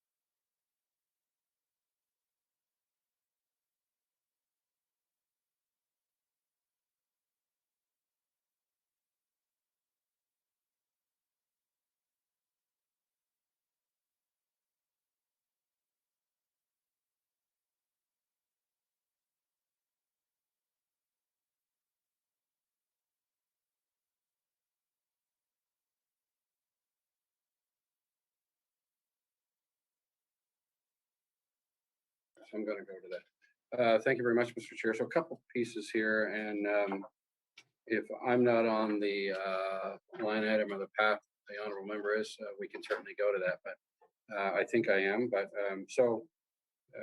the innovation piece that he is maybe talking about. So we cover things like annual membership fees, provides the department access to confidential data, technology related for forest harvesting, wood, paper product processing, science, technology. That's around $20,000 annually that we would put into that. Some of the other stuff, just on the comments that you made, I want to remember around the economy and the economics and the environment. I've said this many times. In the long-term sustainable forestry, there's a place for both. We can have good storage of land. Not could, we do have very good storage of the land, in my opinion. And so this is a balancing act. And at the same time as we're trying to do all of these many aspects to the forestry operation that goes on, and all of the other kinds of spin-off that comes from that, all of the other innovative ideas that might come from that, all the value add that may come from that. We are constantly looking at, and have to be always looking at, changes, how the industry will change, what kind of value add product. And we just talked about one example really on some of the special lumber for design. I think as we go forward and we move forward with things like Leahy and other things that will come along, these are all out of the box thinking that we have to have all the time and change with the times. But I think it's vital that we're there around the innovation part. When somebody comes to us with an idea and says, "Hey, have you thought about this?" We need to be open to having those conversations, and I think that we are. And we'll continue to support them as we're able. I'm not sure if that's the innovation dollars you were referring to or not. I'll remember. If not, you can let me know. The member for Cumberland South. Thank you, Mr. Chair. And I guess in a nutshell, FP Innovations, I was looking at how much we spent on that group. And also, I guess in my next question, while I'm there, Mr. Chair, to the Minister, in the mandate letter from Premier to the Minister, talked about a wood charter, and maybe the Minister could speak a little bit of what he believes the wood charter may look like for our province. The Minister of Lands and Forestry.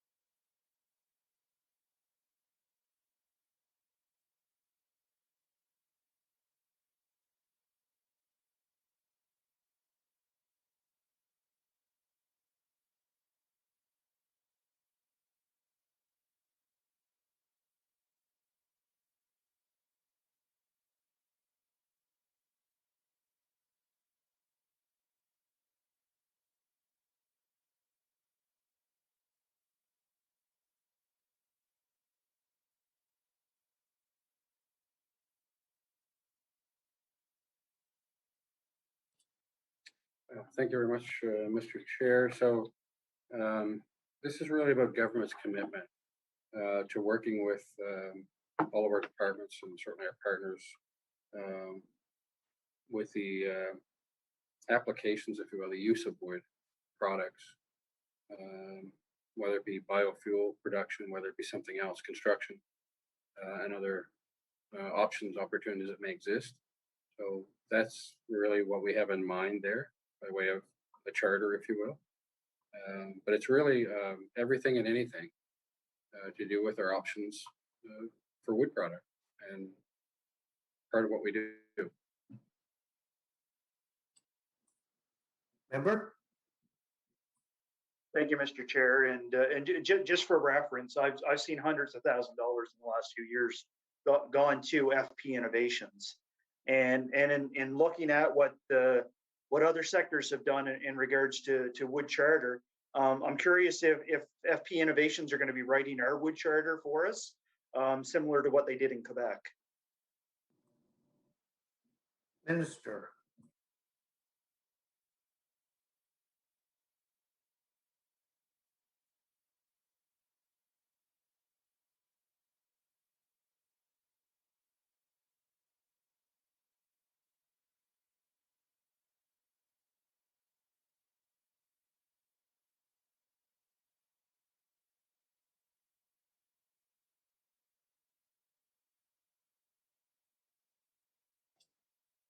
Thank you, Mr. Chair. So just to be clear, the answer to that is no.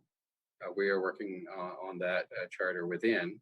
But I'm just curious, maybe for the honourable member, I want to be clear. He's referencing the FP innovations, of which I spoke about a few minutes ago, and the figure around that was $20,000.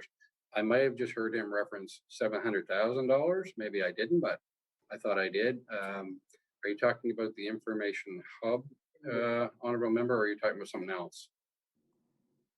Member? Different aspects, not just maybe on this project, Mr. Chair, through the minister. Different projects. I know the province has used this group different times, and I am actually, I don't know whether everybody in my caucus would share the same idea, that I'm actually excited at the fact that we're trying to do something in-house rather than outreach. We're trying to do something within the province, keep it within our walls, if you will. Not that there's not a need to go outside of our walls at times, but sometimes we don't need to be recreating the wheel, and we don't need to be sending our raw materials away to get processed and buying them back at a later date. So I think the minister and I can share the idea on that, and the movement on that. Maybe we may debate on how we get about that, but I'm excited to hear that there's a different flow. And I think tonight we've talked about laminate cross timber. I think there was a mention about maybe wood pellet. Maybe that was in the a little bit discussing in the energy aspect. But we know that the province is looking at biochar, wood pellets, a little bit of small scale biomass. Is there anything else out of that forestry team that was developed after Northern Pulp? Are there any other ideas that are coming back to the department that we may be looking at as a province, that we could be moving more materials or developing more materials right here at home in Nova Scotia? The Honourable Minister.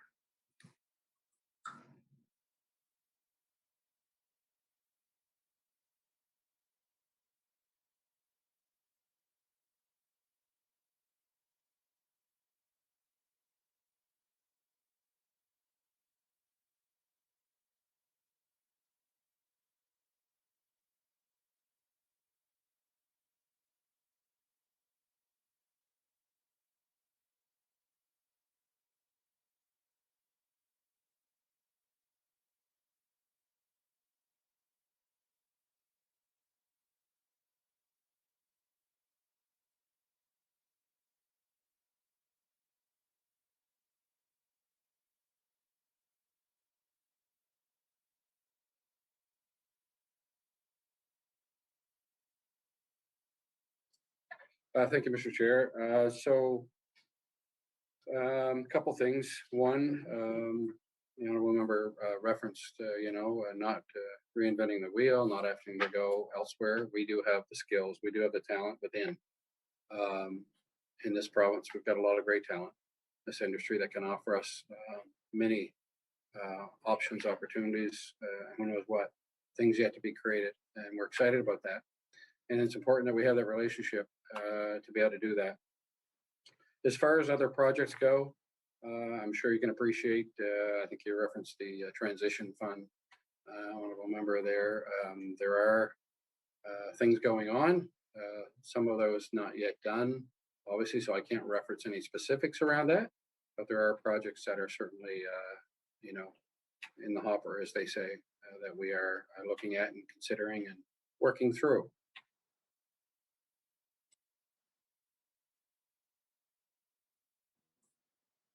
The member for Cumberland South. Thank you, Mr. Chair. Thank you, Minister.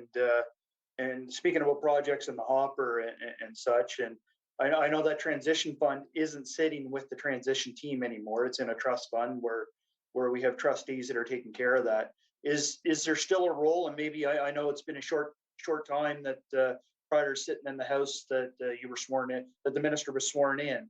Maybe the minister hasn't had a chance, but has the minister met with the transition team? And where they don't have control over that transition fund anymore, what would the minister expect that transition team's role to be if they're still in place? The Minister of Lands and Forestry.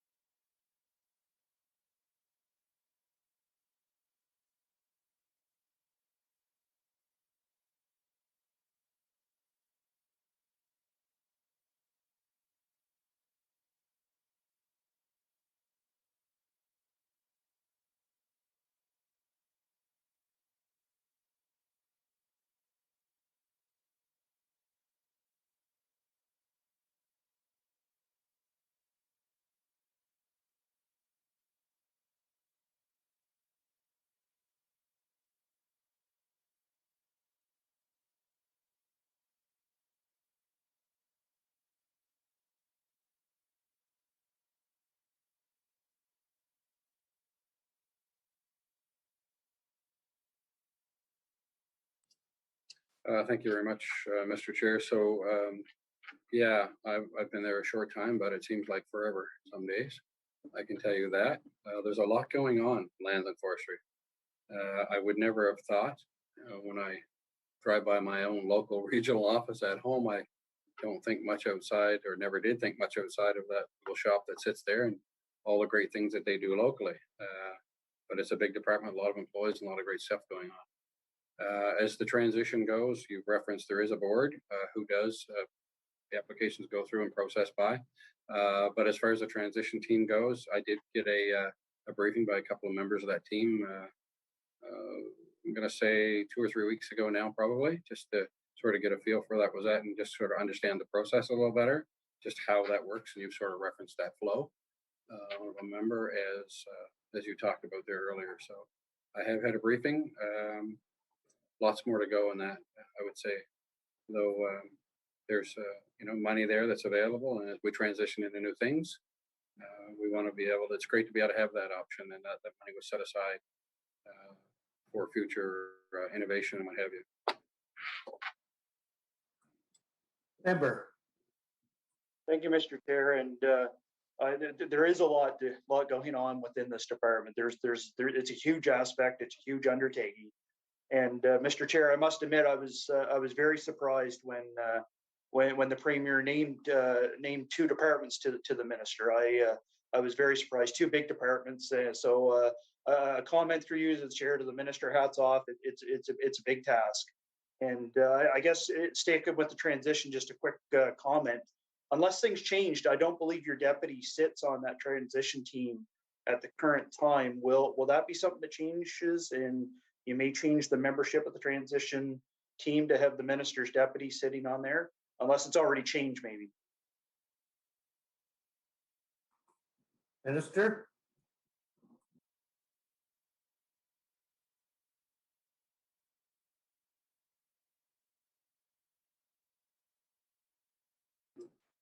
Thank you very much, Mr. Chair. Member, thank you for your comments. As far as my deputy goes, I'm not sure. You probably do understand he's also with transportation and active transportation, I think it's called now, as well as lands and forestry. So you can imagine the kind of schedule he keeps as well. I'm not sure at this time. That's yet to be determined whether he will sit on that or not. I would expect sometime in the near future that our decision will be made about whether that happens or not. But as of right now, yet to be determined is probably the easy answer. The honourable member.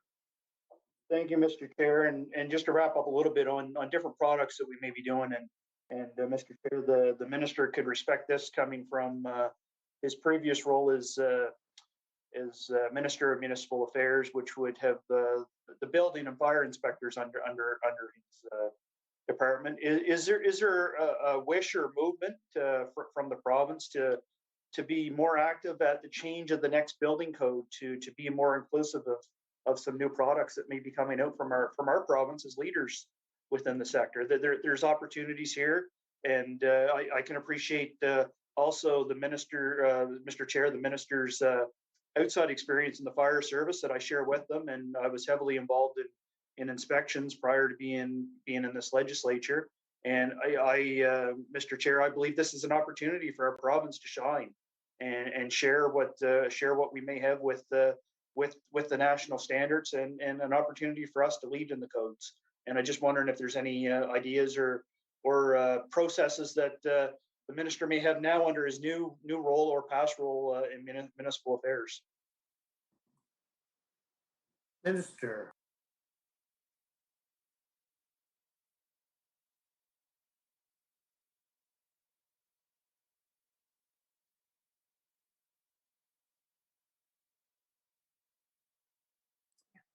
Thank you, Mr. Chair. Again, thank the member for his comments. He's correct. Something from a former department I'm certainly very familiar with by way of the National Building Code and the standards. He is probably aware that we have always been out in front of where most are by way of right across the country. We are up on this. We've got a great team in the Fire Marshal's office who've also been, part of this discussion. Our building planners and others. But we have I'm trying to think in my time, near 3 years at Municipal Affairs and Housing, at least twice, I think. Took to Executive Council changes in and around building code. And again, I think we lead the way here. Something that is always at the forefront, that safety aspect of that. And he's right, we both have a background in public safety, and it's something that we think a lot about. So it was always something I was very interested in my time there, and continue to be very interested in that regardless. So I think we will continue. There's no reason for me to ever believe that we won't continue. Always be out ahead of where others are in this. It's something that's always on our plate. It's an evolving document, as I know you understand. As the changes are made, there's a lot that goes in. There's the consultation period.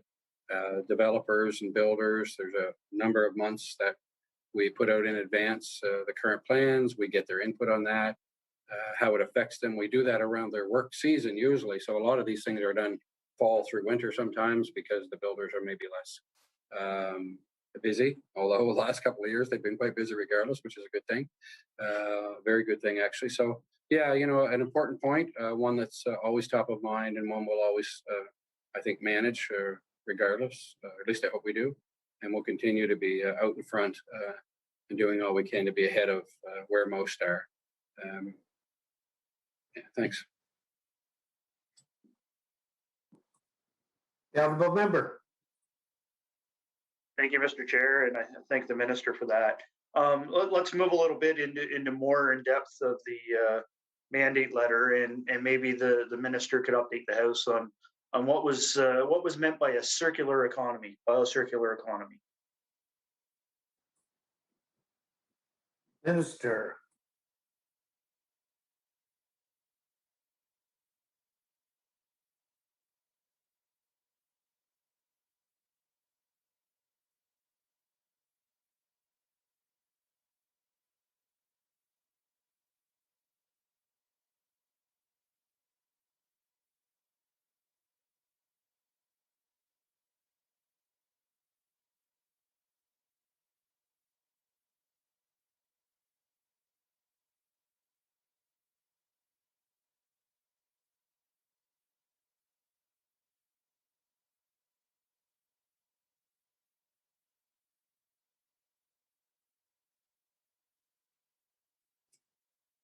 Thank you very much, Mr. Chair, and to the member. So the circular economy, always interesting, this terminology, but you know, really simply put,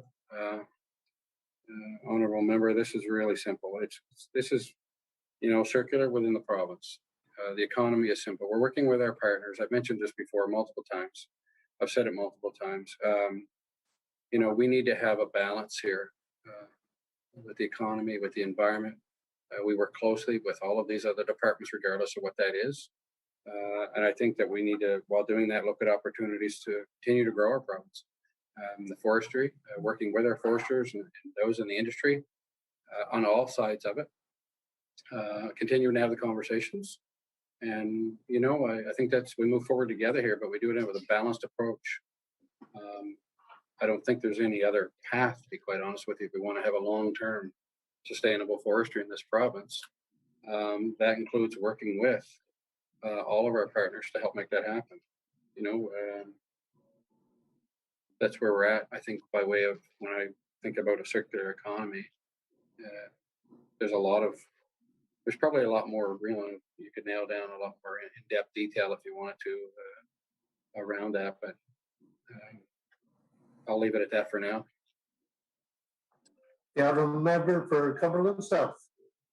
Thank you, and maybe we can go a little bit further in depth, and how and where will we start with this, and how will we educate the sector on the circular economy? Because this is new terminology that we've been sharing with some of our stakeholders that we speak to regularly, and they're looking for definition of this, and how are we going to educate the sectors to be involved with this, as we say, if we're working with all of our shareholders or stakeholders, if you will. Minister of Lands and Forestry. Thank you very much, Mr. Chair. So, you know, things like reducing waste, as an example, using potential product that's left for heating sources would be one example. Reusing byproducts, developing biofuels. We've talked about that. So again, it's out of the box thinking. It's technology that we might think about today, but what does tomorrow bring? All the time, you need to be looking and thinking about what's next. And this is an industry, if you want it to be long-term sustainable, environmentally friendly, while also creating an economy that is a big part of this province, a big part. There's a lot of people work in the forestry industry. The spin-off effect is huge. Again, while at the same time, that is all extremely important and must have in the longer term, you have that environmental aspect to it as well. You think about the climate change action plans and all of this and that. So you have to take into consideration, how do you make it all work together? And I think we've had a lot of discussion around that, and there's a lot of opinions around that. Leahy speaks to a variety of ways of how we're going to do business by way of his recommendations into the future. How does that play into what we're talking about? Well, it's significant in what we're talking about. And if you've read the report and you look at the model, the triad, examples of how he thinks or what he proposes versus what some might think he's proposed are quite often sometimes quite different. Not everybody may understand exactly what is in Leahy. I've had conversations with folks who thought Leahy referenced the end of clear cutting as an example. If you really look at that, it doesn't say that. It's more targeted, it's better forestry practices that take us forward. There's more retention. There's a variety of ways in looking at that, but it's all part of that maintaining a good, solid, strong economy in the long-term forestry sector, as well as balancing that with good environmental practices, good land stewardship. There's a lot of conversations we've had about that in the last couple of weeks in the legislature. There'll be more. We're just getting started, really. And I think that, with the Leahy report, there'll be people that are talking about this for years to come and trying to figure out where do we fit.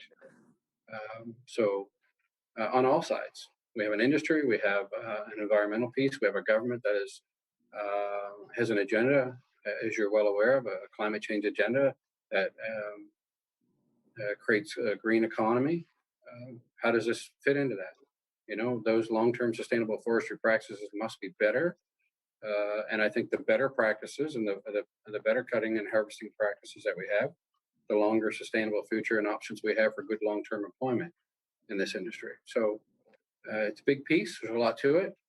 But again, this department is large and it's one piece of this department. So an interesting piece, I might add. Member. Thank you, Mr. Chair, and I appreciate those comments. And it does have to be sustainable, and I don't come from a forestry family, if you will, but I certainly have worked in the woods as a fire technician for some of the operators and such. And I appreciate what is going on in the woods. I appreciate maybe not necessarily appreciate what used to go on in the woods, but Mr. Chair, there's an analysis in that Leahy report that in Nova Scotia for that triad model that he argued about or debated needs to work. There has to be a market for that low grade wood fiber. And at the time of the report, that low grade wood fiber was if you cut a saw log, the top of the tree was actually the pulp wood that would go to the pulp mill. Well, we know that we don't have a pulp mill right now. And there's many landowners that I still hear from every day that the tops of those trees, the pulpwood is laying on the ground. So is the minister indicating with this circular economy that they want to educate and work within the province, that the landowners can expect that pulpwood may be coming out of the woods now rather than driving on it, and we may be able to put that into a product? The Honourable Minister. So that's a big part of exactly, Tori, what you're talking about there. So there's that waste that I referred to a few minutes ago. So we need to look at those options that exist. What are we doing with that? So we did, yeah, you're right. You're right on. We had a big part of that going to the pulp mill. So there was a place for it to go. We need to figure out, is it biofuel? Is it something else? I think that's part of that innovation. And, you look at this idea of the circular economy. Where does it fit in that? How many options do we have? those are all things that are important to be looked at. And again, we're willing to support those ideas, invest in ideas that make sense. And I think that we have to have a market somehow for that. Very important that we find a market for that. And I can tell you with every assurance, that is something that we continually are working on. And that's, it's why we're contributing as we are and investing as we are in organizations. And, the transition fund, as we spoke a bit earlier, was set aside. But this innovation dollars that we're investing, I think it's exactly why we're doing it. We know with Northern Pulp in the current situation that it's in, what's not happening, and what's not happening is that waste is not going there. So again, it's about what's out there. What are the options? It's time to get creative here and start thinking. What opportunities do we have for this product that we can create and create an economy that we weren't thinking about before? These are all kinds of things where we need people in the room that say, well, how many options do we have to work with this material? Just as an example. So I think there's a lot of work yet to be done. I don't have an overnight answer. I'm going to be right up front. I don't think there's one sole answer. I think there's probably a variety of options that we might have. But I think that innovation is yet to be put out there. But I think that there's people working very sincerely on this, trying to find us a market. And, there are some ideas, and you've probably, you've mentioned some, and we're aware there's the biofood piece, and there's, wood pellets you talked about earlier, but how much of that can you turn into that? Those are a couple of examples. What else is there? What else is out there? We need to discover what else is out there and create a new product for Nova Scotia. And that's kind of the stuff that, you get excited about. And you can work with the industry, you can work with landowners, and just see, what's before us. Let's look at everything. That's kind of where I'm at. The honourable member for Cumberland South with about 9 minutes left. Thank you, Mr. Chair, and thank the minister. And that's sort of where I was going about not reinventing the wheel. But biofuel is not a new idea. It's an idea that's been shared. We've used it in Nova Scotia for a while. Cross-laminate timber, on the other hand, it's not new. When the Rainbow Bridge was replaced, and I did the study on that and talked to the engineers, they had talked about how many years that it's actually been utilized in other parts of the world. But it was new it's a new concept to using it for a bridge of that span in our area. So I guess that's where I was going with earlier. We don't need to recreate the wheel, but we can utilize some of those ideas right here at home, and have the entrepreneurs that want to get involved, have the support of government, have the support of landowners and everybody within that sector, and we can move a little bit quicker to that model that Professor Leahy spoke about. Now, I do recognize a little bit of the time, so I'm gonna move down a little further, and I want to talk about the work with the Minister of Environment and Climate Change to designate some sites in the parks and protected areas. And is there a 5-year plan for the park upgrades? The honourable minister.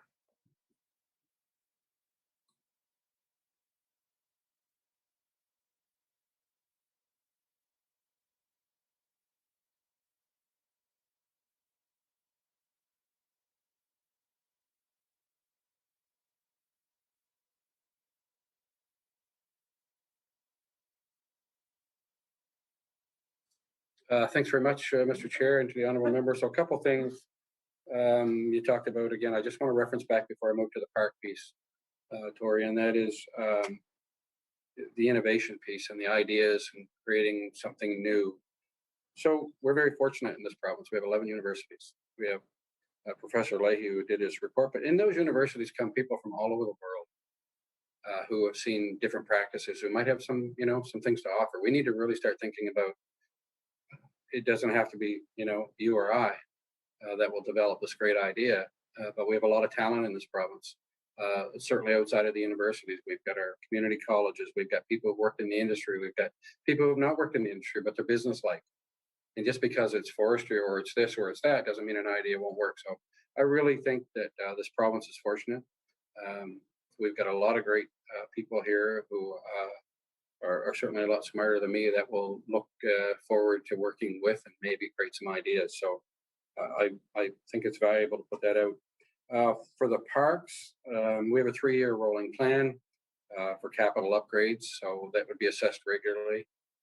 Much like our highways and other things, we would be looking at these and we would know where work would need to be done based on those assessments. And that would get rolled into that 3-year plan. So if there was a specific park or something you're referring to, by all means, feel free to share that. Member. Thank you, Mr. Chair. And I guess that's where I was going to respond to the minister about the entrepreneurs in our province. We have great resources here, and we really should be utilizing them. I agree 100%.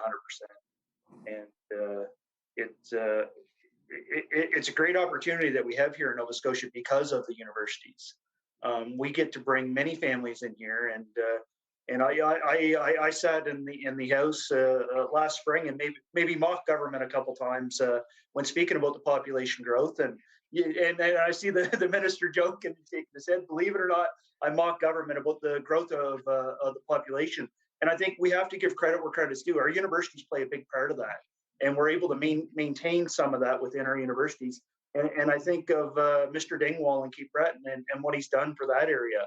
I had the privilege of meeting Mr. Dingwall in Cape Breton, and I can only imagine how much knowledge and ideas that are coming from different areas of the world that are going through our university systems right now. May not be at that level yet that they're ready to step up and take on the initiative to work with government. But you know what?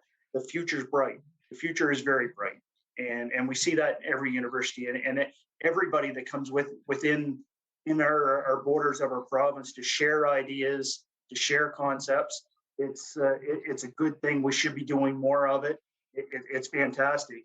And my argument about using entrepreneurs rather than government, I've always advocated, and I still believe, anything that we can take out of the government's hand to make it work faster, give it to the private sector. I debated in December when we found out that the vaccines were rolling out to move them forward to the pharmacies, and I'm glad to see the movement starting now. We finally see some appointments in our areas in the pharmacy, so I appreciate the minister recognizing that. There was no specific parks that I wanted to talk about yet, but is there planned upgrades for all parks? We heard after Hurricane Juan that all parks were brought back up to standard, and I can certainly debate that point with having a few parks in our area.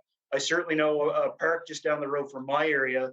It certainly was not completed after the damage of Hurricane Juan, and we talked a little bit about that pre-COVID a year ago, sitting talking about budget.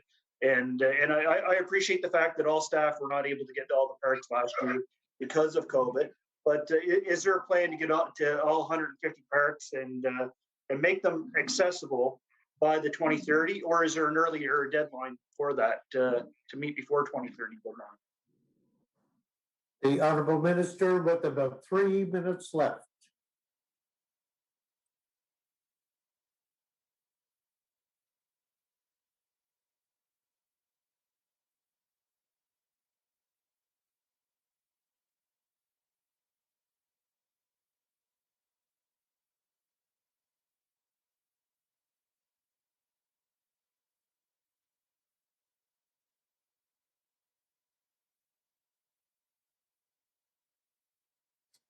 Thank you very much, Mr. Chair. So a couple of points there. Yeah, Hurricane Juan and other major windstorms obviously caused damage in our parks, and we've got a lot of parks. So it takes a while to get there, and as I said, we have a 3-year rolling plan for capital, and I would argue staff are doing a great job out there, doing everything they can to keep up. But some of the major things we've done, though, and you may be familiar with, certainly things, beach accessible parks, places we needed to do that, bathrooms have been upgraded. So there's a lot of those kinds of things going on. Those are capital projects that go in. Some may look at trees falling as maintenance or regular maintenance and such like that, but depending on the event that takes that down, you know, it may not be as simple as you think. So there's a lot of work every day. There's a lot of staff. Parks are open, some of them not all year round, obviously. We need to make sure that these things are prepped and ready, and we're having another great year for bookings of our parks. It's amazing. Actually, one of the things I learned about this, I never would have realized, is how many people go to parks. How many people actually go online now and book these things. And I guess I always knew there were a lot of campers around, and it's a big business, and you know, that's a great thing for our province. And there's a lot of beautiful parks, and you've got a couple over your way. You know, I had a chance last year travel around the province here at home and do what a lot of people were doing, the staycation thing they call it. Spent a couple of days, one of those 2.5 days over your way. Went along all down through into Parsboro and up back around and along the other shore, and stopped at a number of parks, 5 Islands. What a beautiful park that is down there. Really enjoyed some time in there. My wife had never been there, believe it or not. And so it was great to take that tour around and just have a look at what we have here in this province. It's actually amazing what we have in this province, and just in parks alone. But you know, the people that work there are doing everything they can to do the regular maintenance to keep up. I know the department, as I said, not only do we have the 3-year rolling plan for the capital stuff, you know, it's not like that's the only thing we do all day. We know that there are other issues out there and certain areas of the province. So an example, we saw weather last weekend. Where I was beautiful. Maybe in Cape Breton, Inverness, where they had quite a bit of ice and you know, wind and things like that. So not all parks are the same. They don't all have damage at the same Order, time. please. The minister managed to use up the rest of the time, so that concludes our 4 hours for this evening.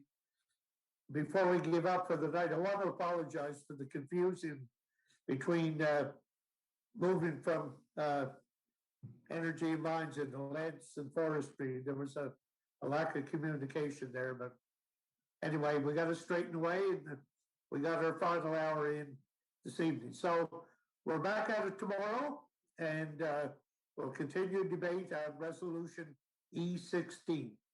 So thank you all. We stand adjourned. Have a great evening and great sleep. Good night.